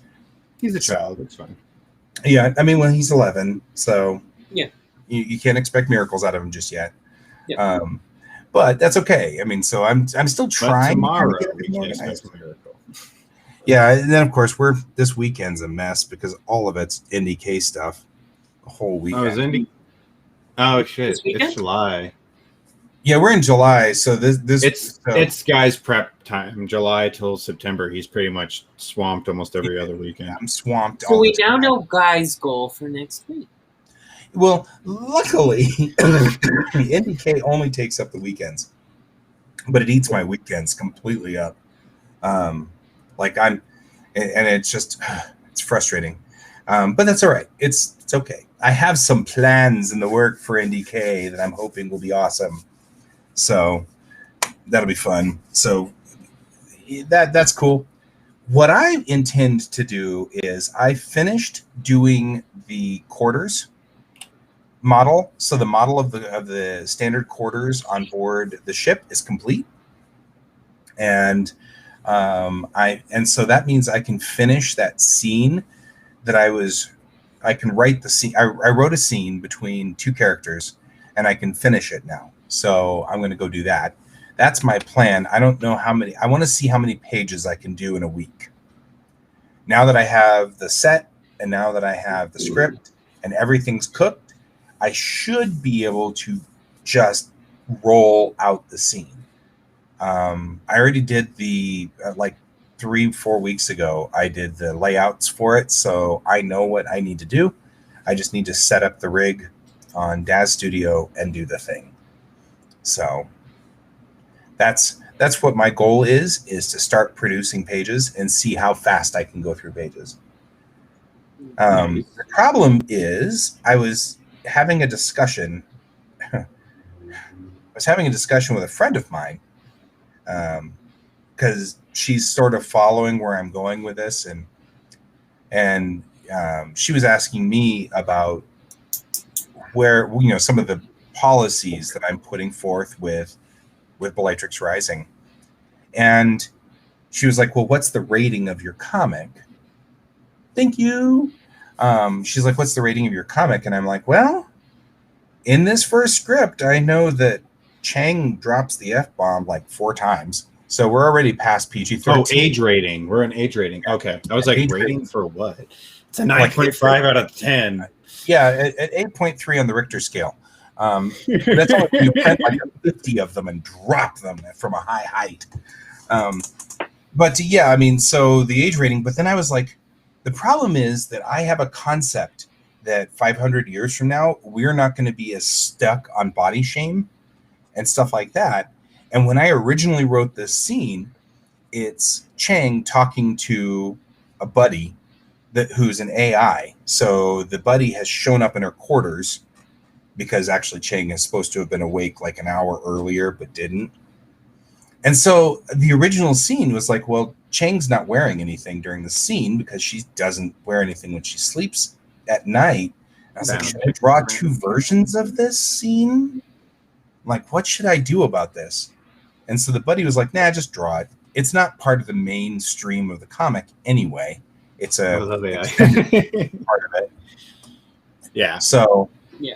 I just draw it. So, but that also means, though, that while drawing the scene, it's probably not going to be safe for work for me to do the pages during my show.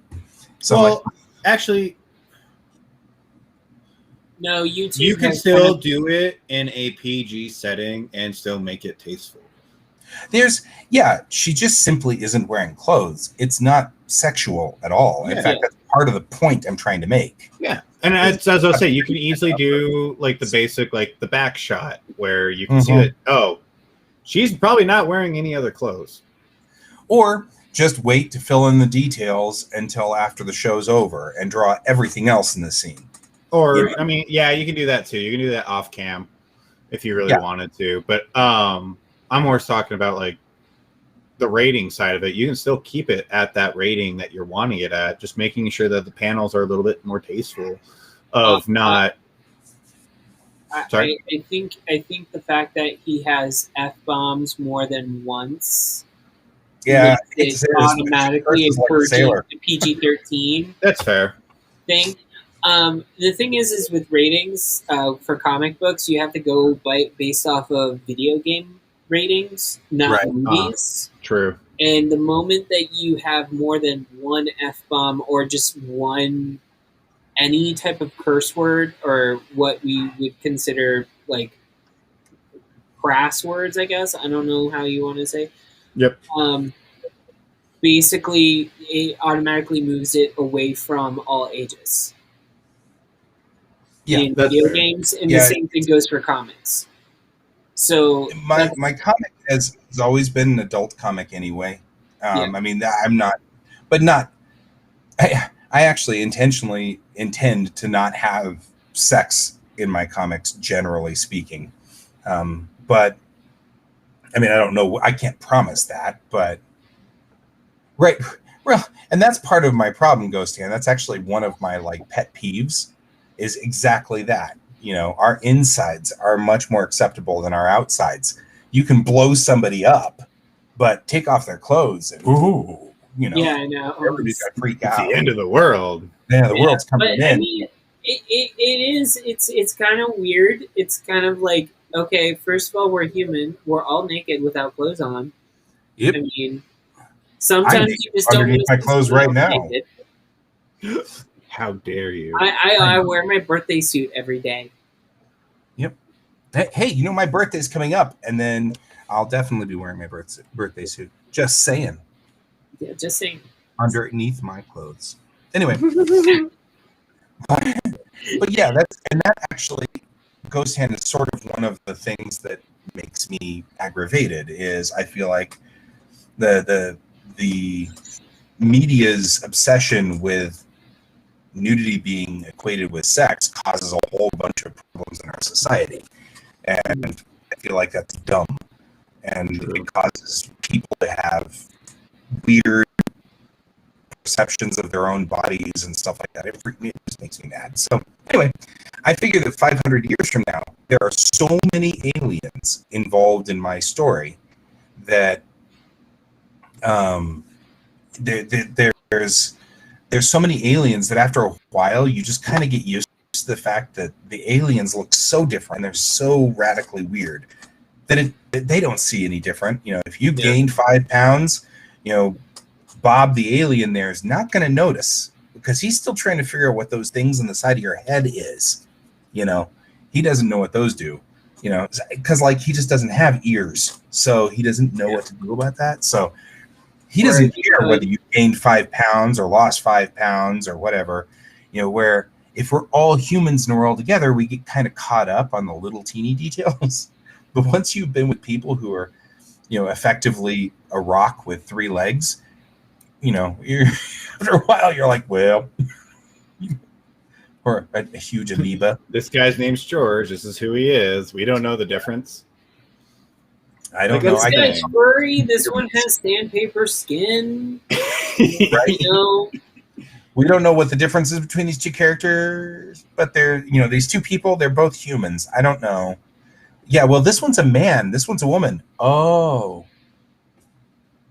It's like, I don't know. I can't tell the difference. You're all weird. That's the thing. You shouldn't have to.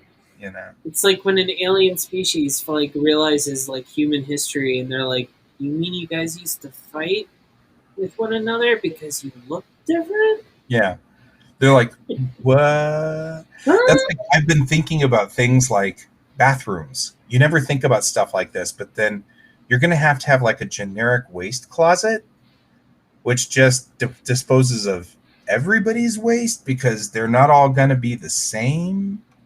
So all of a sudden you have to think about how do bathrooms work on ships? Are you going to use the seashell method? Right. It's going to be 2 seashells this time. 2. Anyway. What are they for? Yeah, they're probably.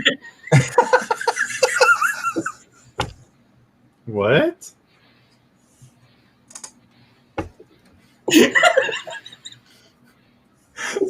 Bill just yelled out, "But what are they for?" Oh, that's okay. I was like, what did he just say? Not 4 seashells, 2. Just 2. Oh. Anyway. Oh, I'm sure that there will totally be racist. I think that there will be racist everybody's. In the story that I've written, there's a group of people called the Deistati, and they're a human group. It's a branch of humans. And people think that they're racist because of the function of what happened to them. They bought up old home ships that are 200 and something years old, and they travel around being nomadic. They've made their own culture. They've designed their own culture and everything like that. But they're only humans. There's only humans on board. And so everybody thinks that they're racist, and they're not. It's just that the old home ships don't have life support for all the other races. So they only have an oxygen, nitrogen atmosphere. It only has that capability. So because of that, those old home ships are ancient and they can't be renovated because it was, but there's, as time goes on, people, they don't see the Deus Thati very often. The Deus Thati have gotten involved in a couple of political problems over the time. People just don't see them. They decide that they're racist, and I think that's interesting to talk about as well. But I think that there are all kinds of racism sort of things, like, you guys are solid. I don't, like there's the little guys that are like amoebas, giant amoebas. They'd be like, you guys are all like solid and creepy. I don't know. You're like squishy some, but you're not really squishy enough. You're gross. You're just weird. I could see that kind of stuff happening. That's fair. So I think when you have, though, like the big cultures, when you're on Renem, which is the main world in my culture, it's just everybody's mixed together. We're all just kind of hanging out. Everybody's going to, and everybody just kind of gets desensitized to all the different alien races, and that works pretty well. But when you get out into the boonies, this is planet number 47B, nobody even knows, and there's one encampment of, Najor on there or something like that, then they would be like, yeah, glad you stopped by, but we're not talking to you. We'll talk to him, though, because he's Najor. Because you'll get stuff like that because they've been there isolated so long that they get used to just having their own race. I think that'd be a fascinating thing to explore. So I love the fact that even though Pepper was like, you've got to stop somewhere along the line, I love the fact that I did spend so much time world building on this universe for Bellatrix Rising that there is a very rich culture that I can pull stuff out of, because there's questions that I can ask. And I'm like, I can make an entire comic out of this.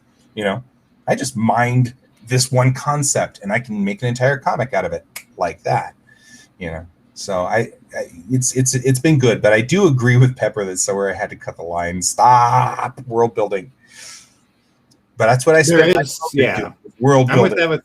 I've told that to a lot of my friends. I always have to stop them at a point, because people I've met through my school or through this and whatnot. I was like, it's great that you're wanting to add all this detail and all that stuff, but sooner or later you have to start.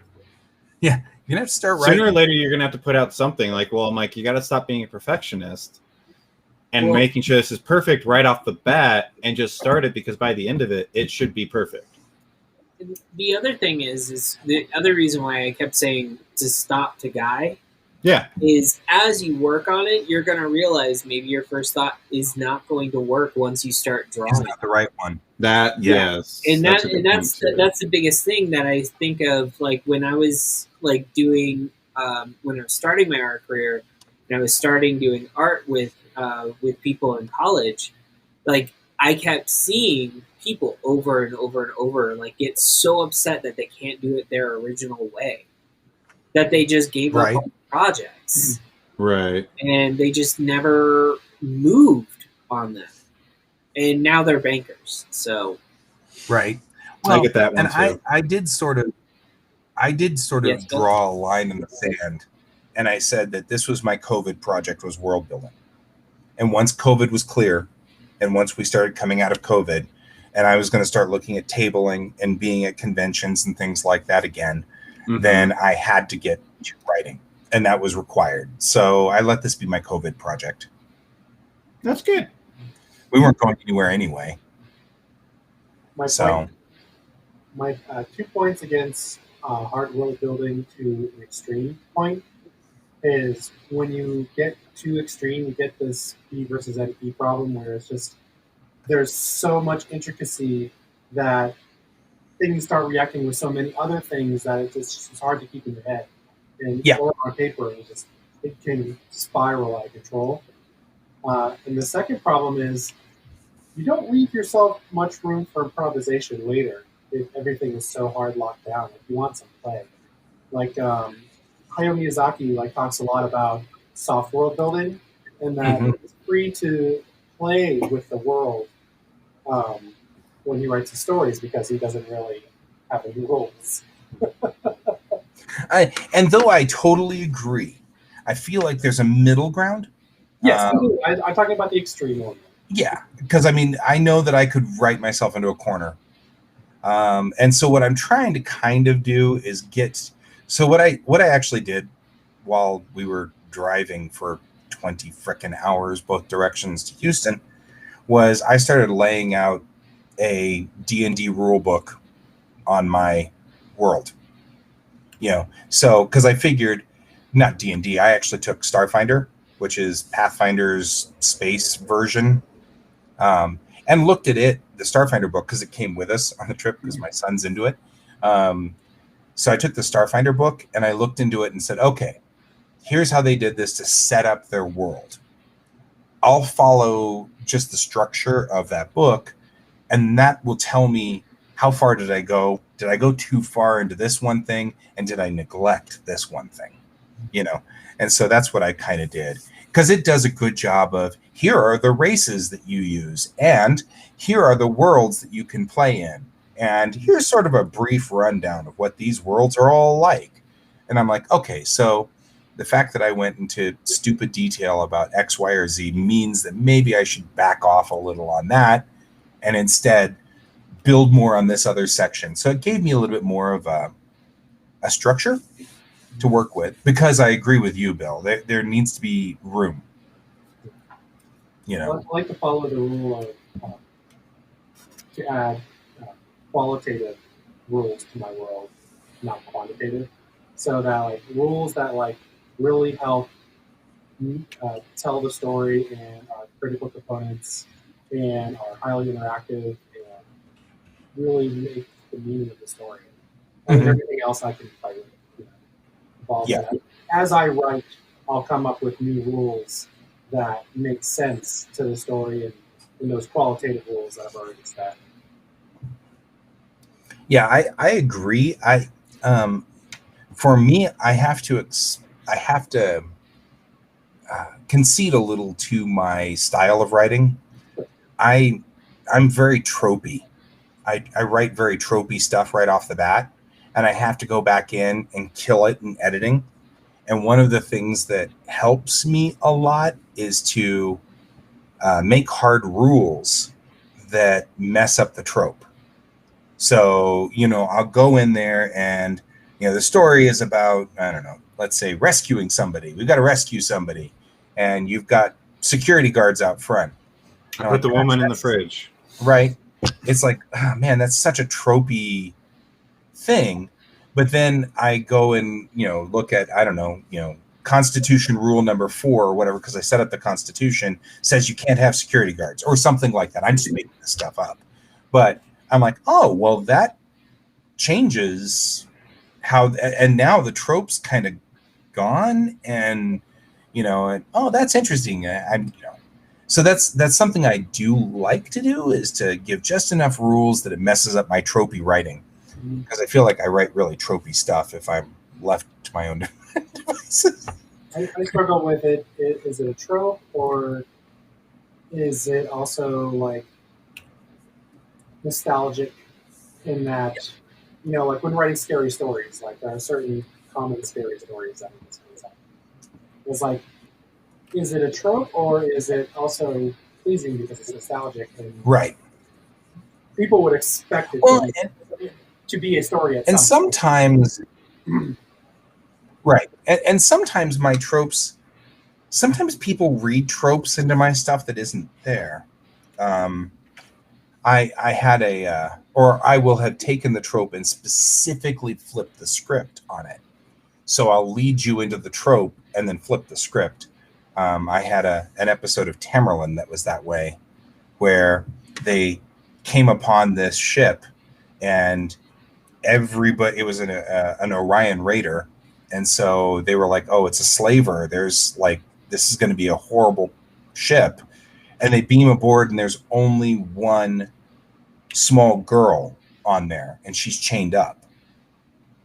And it's like, oh, well, she's on a slaver, but where are the Orions? You know, where's everybody else?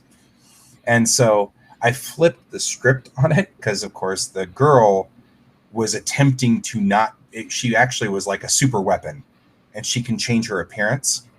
And so she was changing her appearance to look as diminutive and non-threatening as possible, because if threatened, she has automatic programming to attack. And she was like the most efficient weapon ever at killing everything. And she had a conscience where she was trying, she was regretting all the people she'd killed. So she was trying to make herself as non-threatening. I guess I should say they were trying to make themselves non-threatening, because of course she wasn't a she. And that was the choice. So I intentionally was putting the trope out there to flip the script on it. But I got yelled at online by somebody who's like, that's the old your damsel in distress trope you're using. And I'm like, yes. And they're like, that's so demeaning to women. And I'm like, read the story. Read the story. It's not. Read the story. No, I don't need to read the story. You're just, blah, blah, blah, blah. And he just went off on me. And I was like, okay, don't read the story. Like I saying that? Like, honest. It was Pepper. It was Pepper. It was totally Pepper. It was Pepper that said it. Oh, God, no, I would not say something like that. Sounds like my brother. Right. But I mean, like, in that sense, though, like, the other part is, like, you're always going to get those people, too. Yeah, you are. Even if it's not what you're, like, the actual intention is not supposed to be that, there are always going to be those people that are sitting there going, but you're doing this. I'm like, no, I'm not. It wouldn't be so bad, except the person who was involved is one of the few other people who are putting out Star Trek webcomics, fan comics. Oh. And I actually, respect his work. And so it was like, I couldn't get through to him. He was so sure I was being misogynistic. And he's LGBT. And so you're the most misogynistic person I know, guy. But I'm just saying that exactly. Have you met my captain? It was like, but yeah, it's like, and he was so stuck, and I couldn't get him to read the rest of the story. I couldn't get him to, you know what I mean? It was like he was just stuck. Yeah. And I felt so bad, and I was like, I can't do anything for you. Some people can't be saved. It's fine. Yeah, Well, it's just frustrating. I know. I mean, what gets me is when you do meet people like that actually do say stuff, and then once they see the trope, they don't see anything else. Yeah. It's not the fact that it's hard to get through to them. It's the fact that they don't want to see anything else. True. They don't want to see if the story's good. They don't want to see if you change anything. They don't want to see what you've done with it. They want to see what they want to see, and that's it. That's all they're going to do. True. And it's frustrating. Well, the most frustrating part about that is the fact that they thought that you were being misogynistic. So, like, have you read my script? Clearly, he didn't. He didn't read any of the other episodes of Tamerlane, so he never saw, my story. I don't know if I've ever explained the genesis of Tamerlane, but I always wanted to do Star Trek, the original series, but flip the gender. mm-hmm. And so I flipped the gender and turned out with all women and one man. And I thought, wow, that is kind of strange. And I remember talking to my mom at the time about that, and she's like, interesting point, huh? I was like, yeah. But it was like glaring the moment you flip the gender of all of the original series characters, Star Trek. It becomes all women and one man, and you're like, that seems like disproportionate. So I ended up with 8 characters, 4 male, 4 female, which was 50-50, and that seems like what you'd end up with. But I put my captain and first officer so that I could flip the script on it. This is a long, long time ago, by the way. But that's sort of an interesting statement on where our culture went and stuff. So, Yeah. But I was like, it's frustrating That was a frustrating thing. And I know there are going to be people who are mad at me for I just want them to be mad at me for the things that I'm trying to say. You know what I mean? Not mad at me for things that I'm not saying. I think that's the thing that frustrates me. Because we're artists. We're always going to be pushing a boundary. We're always going to be doing something. Hey, there's reasons why leadership of governments don't like artists. Yes. Yep. We are always trying to do something. Why do you think most movies that they create, like V for Vendetta, things like that, like what's the first thing that disappears? The artists, the creatives. Music, literature. Yep. Things that make people feel. Yeah. Mm-hmm. And don't take this the wrong way. It's based off of real factual things. Like book burning was a thing. Art theft and underground art sales were a thing at one point. You know, like. This is also like I decided to. What was it? During the whole pandemic, when we had the whole protests, leaders of government, things like that. Like I had a friend told me, he's like, "Hey, you should try your hand in like political comic types commentary." And I was like, "I'll try it." And I posted it to a group that is comic book people. And I was like, "Hey, I'm just trying to make sure like I see political stuff on, not political, but I see like caricatures and things like that. Like how is my art compared for like a political style thing?" And like, I got a lot of feedback from people, and most of it was a lot of people just getting really mad. And I was like, well, I think I did my job. But I was a paid gig too. Like it's like not all the stuff in this is everything that's I'm thinking of. Like this is also like there's outside influence to this piece. A good portion of it's like, yes, I did it. But like in that sense, like it's the whole point of it was trying to get people to feel something. And I did. Well, and that's the other thing. Yeah, I did political stuff once when I was younger in college. And it was the same thing. It was super liberal, super left. Yeah. And it's like I feel very weird putting it in my portfolio, but it was good work. I put it in my portfolio because I liked it. Like I liked what I did. Yeah. But would I ever like continue down that path? Probably not. Yeah, we kind of got, like better things to do now. Like it's not that I got better things to do. It's just my goals are different than to sit there and like be stuck to politics every day and trying to figure out a new piece for politics, Right. How do we get involved in today's fight? Yeah, I agree. My thing with political cartoons, and I'm just gonna basically go off of an old professor, mentor, person that I had in my life when I was very young, and when I was first in college.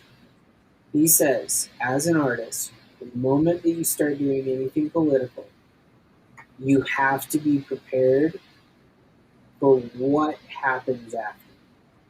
And right. when asked after that, when someone asked after that, he was like, because this man worked for the New Yorker. Oh, okay.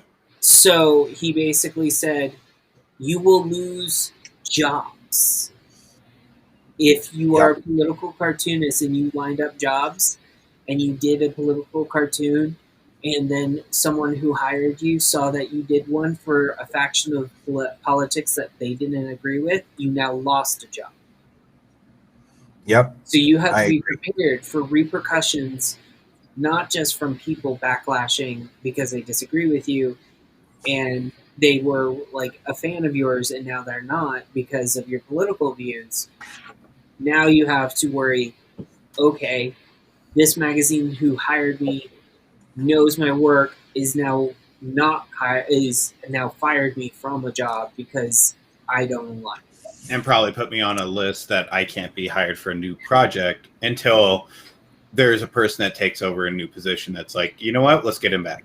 Yeah, that's exactly what happens. Yeah. It's a harsh reality of the art world And one of like, and I've said this multiple times to other people, and I just basically like I go, when an artist is upset, like, and I've posted this on Facebook too. Like, if you're an artist and you do a political cartoon, don't get upset if people get mad at you. Yeah. Like, don't, because it's a hot topic. There's a reason why you don't talk politics, religion at your place of work or Yeah. with your other family members, because sometimes Or at the dinner table. Yeah, exactly. Like, you just, it's one of those things of like, you really have to understand what you're getting into. Mm-hmm. And if you don't fully understand and you think that everyone's just going to agree with you because you like this one person, well, guess what? Not everyone likes that one person. Yeah. It's true. You know, No, I totally get everyone- that. And I saw this the most when it was my artist friends who got a lot of backlash over Bernie Sanders. Yep. And I was like, listen, you can feel the burn all you want, but just know that this is what happened when you opened yourself up to this. This is not their fault. This is, Yeah, you can feel You the were burn not all you prepared want, for but be aware you will get burned. yeah. Feel the burn, Yeah. you'll get burned. I think the problem is, Yep, you'll get burned. if you've ever taken that test where it's a grid that has 4 sections with political views, one side is statist and the other side is libertarianism. Yeah. I feel both parties right now are in the statist side, and as a culture, we're very much in that statist section. So when you take a political view, or make a political statement rather, you are identifying which level of statist control you are for, which Mm-hmm. for anyone that's on the other side of that is now going to be controlled. You're saying you want to control them in such a way, so now there's strong feelings about it. Yeah. And that is just the natural consequence of being on that side and taking any position. You are now for a particular set of controls. Right. Right. Commentary from Bill. You have the feeling. Well, it's not like, yeah, and he's right. I mean, that's a lot of what's going on with art, and there's a departure from the people and the parties because of that. Because I feel like for example, I'm much more of a federalist and or globalist by political concepts, just by where I stand. My dad was an epic statist. I mean, like super states' rights sort of thing as part in that old fight between federal and state, which was sort of that's part of America all the way back to literally the very beginning. And by statist, I mean. Yes, but yeah, I didn't mean, I mixed up my terms. I'm sorry. That was my fault. Yeah. But you also end up with a lot more of that division as to whether it's states' rights or globalism. And that's an interesting split too, where it's departing from because I feel like you might have globalists, like Bernie Sanders might be more globalist. But I think that even with him and AOC, they're still far more onto the state side of that one too. Mm-hmm. So I don't know, there's like a lot of interesting political maneuvers. I don't remember where I was going. I was heading somewhere on it. actual politics in this discussion. I was just talking about art, doing political art. Yeah, I was just commenting Like, on political art and how. It, Yeah, I agree. I still think that my time spent doing Bush caricatures was entertaining, but I had a lot of fun with it. I'm not gonna lie. I had a lot of fun with doing it. it. A lot of fun. And I actually contemplated. I was like, oh, maybe I could actually do this. But then after I got the feedback side of it, and I was like, I don't know if I can actually do this over and over and over. Of like every time I post something, I'm gonna be like, here's the 50 that hate me, here's the 50 that love me, but also like they don't like my art, they're liking the statement of whatever I'm being paid for to post. And that's the part I was like, I don't care anymore, because not really about what I like, which is art. I'm an artist. I want to do the art I side. also I don't feel want like- the statement side. Right. I feel like at some point we get to a stage where it's like we, as artists, we get to a point where we're like, we must sling our art to make a statement. You know what I mean? Like we feel like we should be politically charged. I mean, I'm obviously a Trekkie, and I'm making Bellatrix Rising in the concept and design of Star Trek, where I make my political statements, but I nest them inside the story. Right. And that's a different kind of style, but I do know that a lot of people hit a point where like you see it with especially cartoonists, like the newspaper cartoonists. You know, they'll hit a point where they were just drawing, cute little kids playing in the sandbox, but as they get older, the cute little kids keep making commentary about how Trump is a bad president or Biden is a bad president, and you're like, well, you went there, didn't you? You know what I mean? We know where you're going with this. Yeah, I was gonna say I see this from like Bloom County. Yeah, Berkeley Breathed does that a lot. yeah, it's kind of like it's a team, a husband and husband team that I follow, and it's called AJ and Magnus. Yep. And That name sounds familiar. I posted it a few times on Facebook. Like I reposted the comic. They're like, it's like done in the style of like what's that family one that was from way back where they have like 3 kids.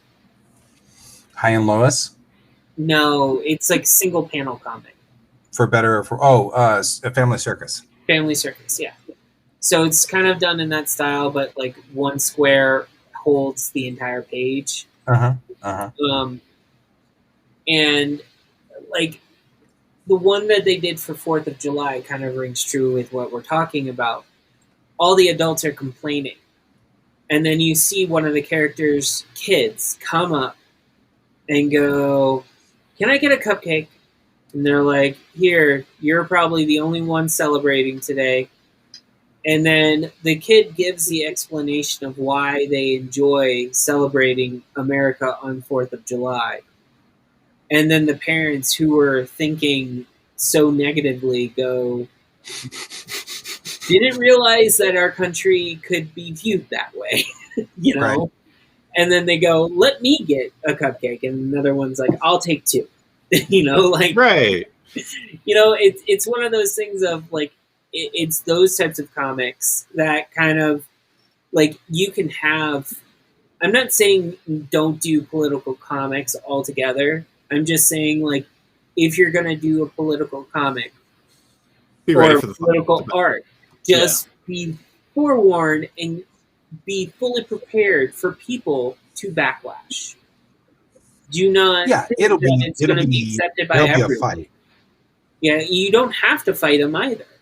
You can like literally allow them to say what they have to say about you and go, "Well, thank you for your input. I'll take that into consideration next time I get paid to do an assignment, because that's what this was for." That's what I had to say Right. multiple times during that. Was Yeah. literally I was like, "This is if you guys can't read the comments, this is a commission. I'm getting paid." Like, Yeah. not all of this is exactly. Yes, my viewpoint does kind of lean towards this, but it does not mean everything in here is my viewpoint. Yeah, don't even say that you lean towards that. Yeah. Just say this does not necessarily like this may not be my viewpoint, but I'm not going to tell you my viewpoint because I was paid to do this. Right. I'm more mixing up the multiple conversations when I say that too, because I lost actually I had a lot of family members unfriend me or ream me for weeks on end in my DMs. Wow. And I was just like, Yeah. are you guys seriously doing this right now? Like I was like, I'm your nephew, I'm your son. Like, this is really where we're going right now? Like, Right? how did you not know this was a thing of who I am? Yeah. Especially when people like actually know who I was, and I was like, apparently none of you know anything. Well, the thing is like my family, the way that I describe them is they are more like Bloomberg Republicans, which is a sect of Republicans that are like they basically want very very little spending, and they want a lot of people to decide things for themselves. Right. Yeah. You know, but at the same time, a lot of my family members are Republican, and Bloomberg Republican is kind of like what we call libertarianism now. Right. And when I was learning like politics when I was in high school and just learning political parties and everything, all of my history teachers said the same thing. I don't know if yours did as well, where political parties change over time nonstop. Yeah. Because if you really get down to the nitty-gritty of it, Republicans during the civil rights movement were actually for civil rights. Yeah. I mean, well, that's something I have to fight all the time is people don't quite grasp that the political parties have changed. Yeah. And I mean, they keep saying the Democrats were racist. And I was like, well, that's because they were the Dixiecrats. And you have to understand how they worked back then. And it was, they were not pleasant people. I mean, that's just the way it was. But that doesn't necessarily mean the current Democrats are part of that setup, because they're really not. I just want to say there's a lot of people who were Republican that were for civil rights way back then. No one actually realizes it. Well, now, because everyone Lincoln was now Republican. the party was Democrats, and it wasn't. It wasn't 100% at all. Right. But also, back then, too, you're also looking at the Democratic and the Republican Party were what they are today, but flopped. Yes, that is correct. And I'm not denying that either. Yeah, that's the part, like, that's how they change, though. Like, the views start changing because everything, like, the people that go into those parties because they're like, oh, we either want to fix it or they actually, they want to change it. And next thing you know, they start changing it into what they were. And then the other party has the same thing, and then they flop. But everybody, but it's the, I want to say it this way, but it's like a gang mentality too. Because everybody's like, I'm Republican for life, or I'm gay, I'm a Democrat, blah, blah, blah. And I'm over here, like, I'm neutral. I don't give a shit. Yeah. I'm one of those things of, like, I'm neutral. I'll look at the people. I look at all sides, yeah. And I'll look at who's running and all that stuff. But, like, the prime example, like, when people bring up, like, oh, well, you know, there's been no changes among the party, and I'm like, well, okay, do you like Hillary Clinton? And if they say yes, I'm like, do you know that her and Bill both worked as Republican for the Republican Party when they were younger? Yep. And you know that they switched to to becoming Democrats when the parties swapped ideals? Mm-hmm. And when someone gives me a dumbfounded look that I even know that, going, what? Yeah, because what? Clinton was just like, if you're part of going the to have Republican politics, Party, you right? need to know the history of politics. I was like, Clinton was part of the Republican Party when he was in, right? Or no? Yeah, no. Yeah, he was a Democrat when he was president. He was in Democrat. Okay. But when he was younger, getting into politics with Hillary. That's what it was. Yeah. Okay. Yeah, I was trying to remember. I was like, was he Republican when he was a president? Hold on. I mean, let's be honest. The whole Monica Lewinsky debacle, that's very a Republican problem. That's usually not a Democrat problem. Yep, that's true. Yeah. I think the thing people forget is, as a politician, you are always playing politics.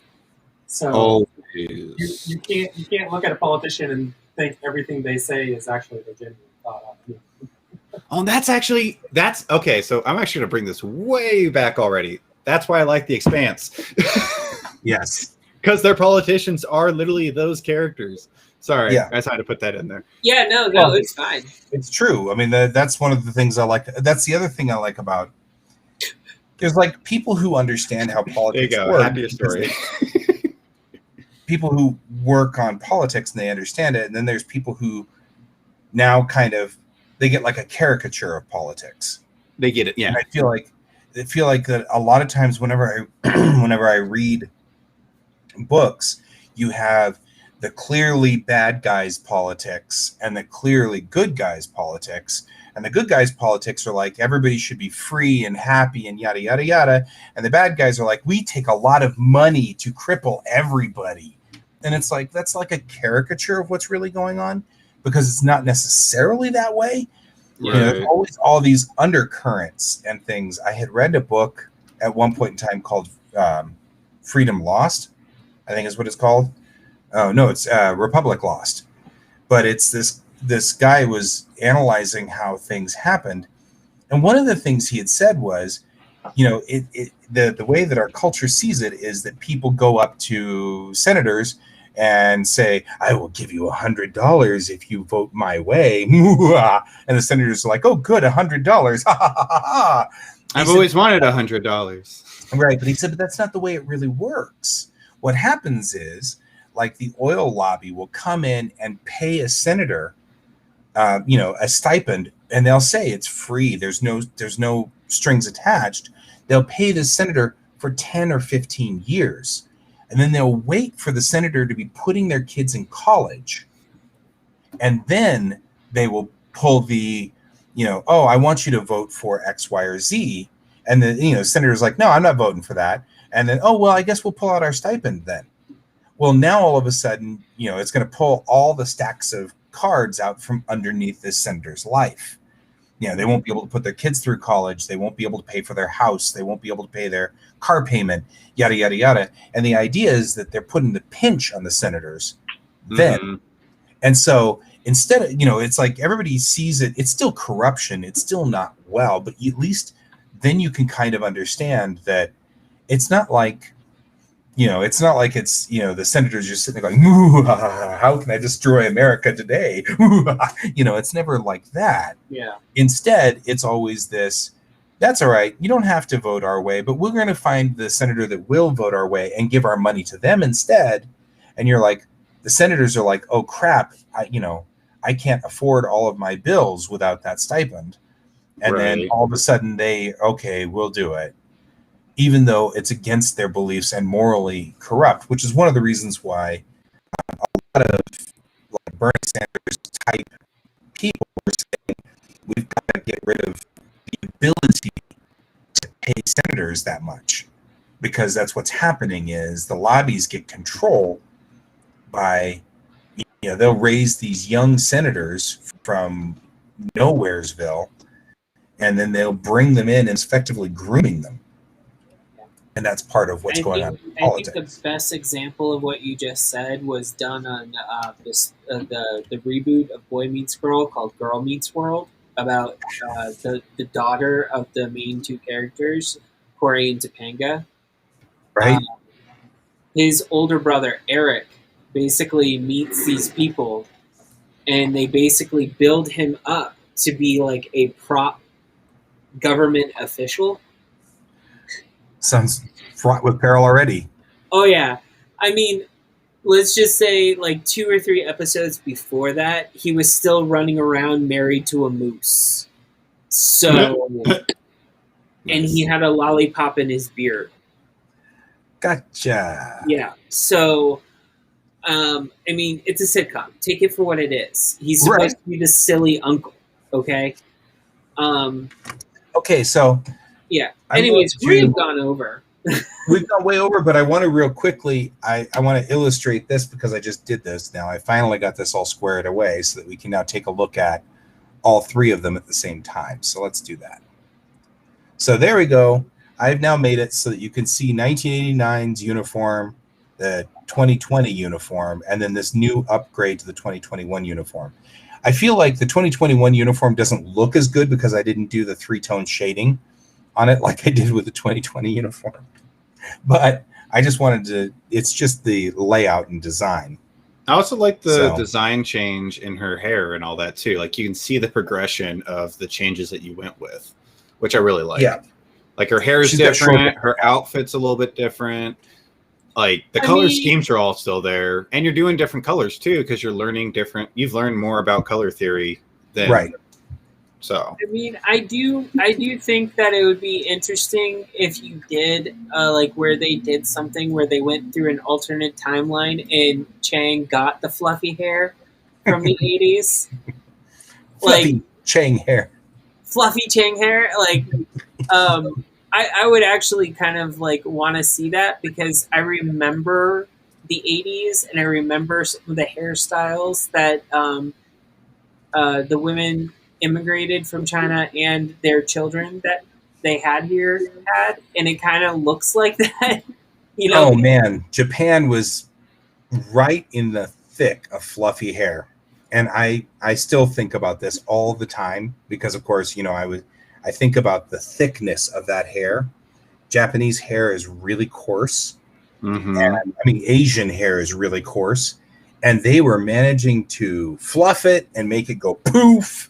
And I'm like, they must have spent hours doing that to make it do that. I mean, like hours upon hours, because that's coarse hair. It does not. It's not. It doesn't treat well. So, yeah, I think of that all the time. But yeah, that would be funny if.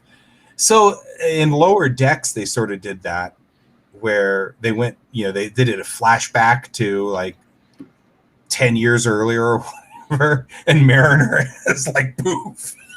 They like poofed her hair. And I was laughing because they pushed it to the 80s level Yeah. of Mariner's hair. That'd be perfect. You should do that. That'd be a fun that would just be a fun little side project, I think. Yeah. Well, and I do feel like that fashion cycles. It does cycle. Right now we're in the 80s again. Yeah, So- we're coming back to the 80s again, and I feel like that's kind of a thing. So, Are we in okay, the 80s again? yeah, we're coming Yeah, back. we are in the Yeah. 80s again. Yeah. Oh yeah, my niece is wearing torn jeans that she intentionally tore. We've been doing that for years. What are you talking about? No, Yeah, no, well, no, phased no, out. no. we're Colin, phasing back we've in. been doing it for years. Because The we're newer generation is just starting. I to do know, it. I know.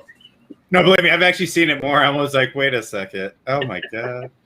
I for can't a believe while this. there, not very long ago, they were wearing bell bottoms again. Yeah. Yeah, they kind of were. You're right. Well, bell bottom, let me be realistic. Bell bottoms goes in and out more frequently I think bell than bottoms I still think than like. anything else. I think we still get like a subtle bell bottom at all Yeah. times because it's the boot cut. Yeah. Mhm. Like that's still considered a bell bottom thing, but it's not as flared out. No, I We was were talking definitely about getting girl that flared out. It was getting that flared out again, but it was still like I think we're always going to still have like a subtle bell bottom to it because of like boot cut type jeans and things like that at all times. Gosh But- darn it! I just want to get those 1920s back. I feel like I'm still like in the 90s, like dicky shorts, t-shirts, like yeah. I'm in a pair of overalls. I don't really care about fashion. I was Pepper saying lives that on a farm. when I was. That's when what I my was, sister said. Okay, guys, we should probably wrap it up and go get lunch. So Joan, Brent, thank you all for joining us today. If you want to come back on Monday, I will be here on Monday, but I wanted to say also real quickly to Colton and Pepper, if you guys want to join me on any other day and just, like on Mondays, I do, Under the Veil. If you want to join me on Mondays, I do Springs, and Tuesday and Thursday, I work on my comic. If you just want to join me and just keep me company, you are very welcome. well, what I mean? I have a lot of writing to do this upcoming week, so I may So, pick you up I on know. I didn't mean you had to. You weren't required to. I just I wanted know. you to Pepper, know. you're required. This is the Guy and Pepper show. Colton is required now. Yeah, once actually, I get my camera up and running, yes. Colton has to join me. But no, I'm just saying, I extend to you guys to join me if you want on Monday, Tuesday, and Thursday as well. Pepper is required to join me on Wednesday and Friday, but So no, you know what? Monday we're gonna have a lovely discussion on how we are actually gonna plan pre-recording us for that for what we did start out the talking food? about. Yeah, the The food food. thing. Yeah, We gotta figure that out. I That'll be think- fun. if we do that, we're gonna need someone to film us buying the food. I Yep. can do that. We'll get Colton involved. Except that Colton needs to be buying food too. Yeah, that's Oh no, I'll be buying all the good food. I'll be watching you guys buy the bad food. No. See, the challenge is, Colton, you don't get a choice on what you get. But see, I don't have a significant other, so this fails for me more than anything because I have to eat the Then whole you have to like thing. pawn it off on you. Yeah. Well, I One bite, mean, and the rest of it you have to eat. you're younger than us. You can handle it, right? Wow. We're gonna pull that card. All right. Ooh. Hey, Okay, guys. All right. It was great seeing all of you people and everything. I am going to run my own ending credits though because I talk about Patreon and stuff like that. So, but yeah. Okay. Well, I will see you guys later. And as always, keep your eyes on the stars. Bye-bye. Bye.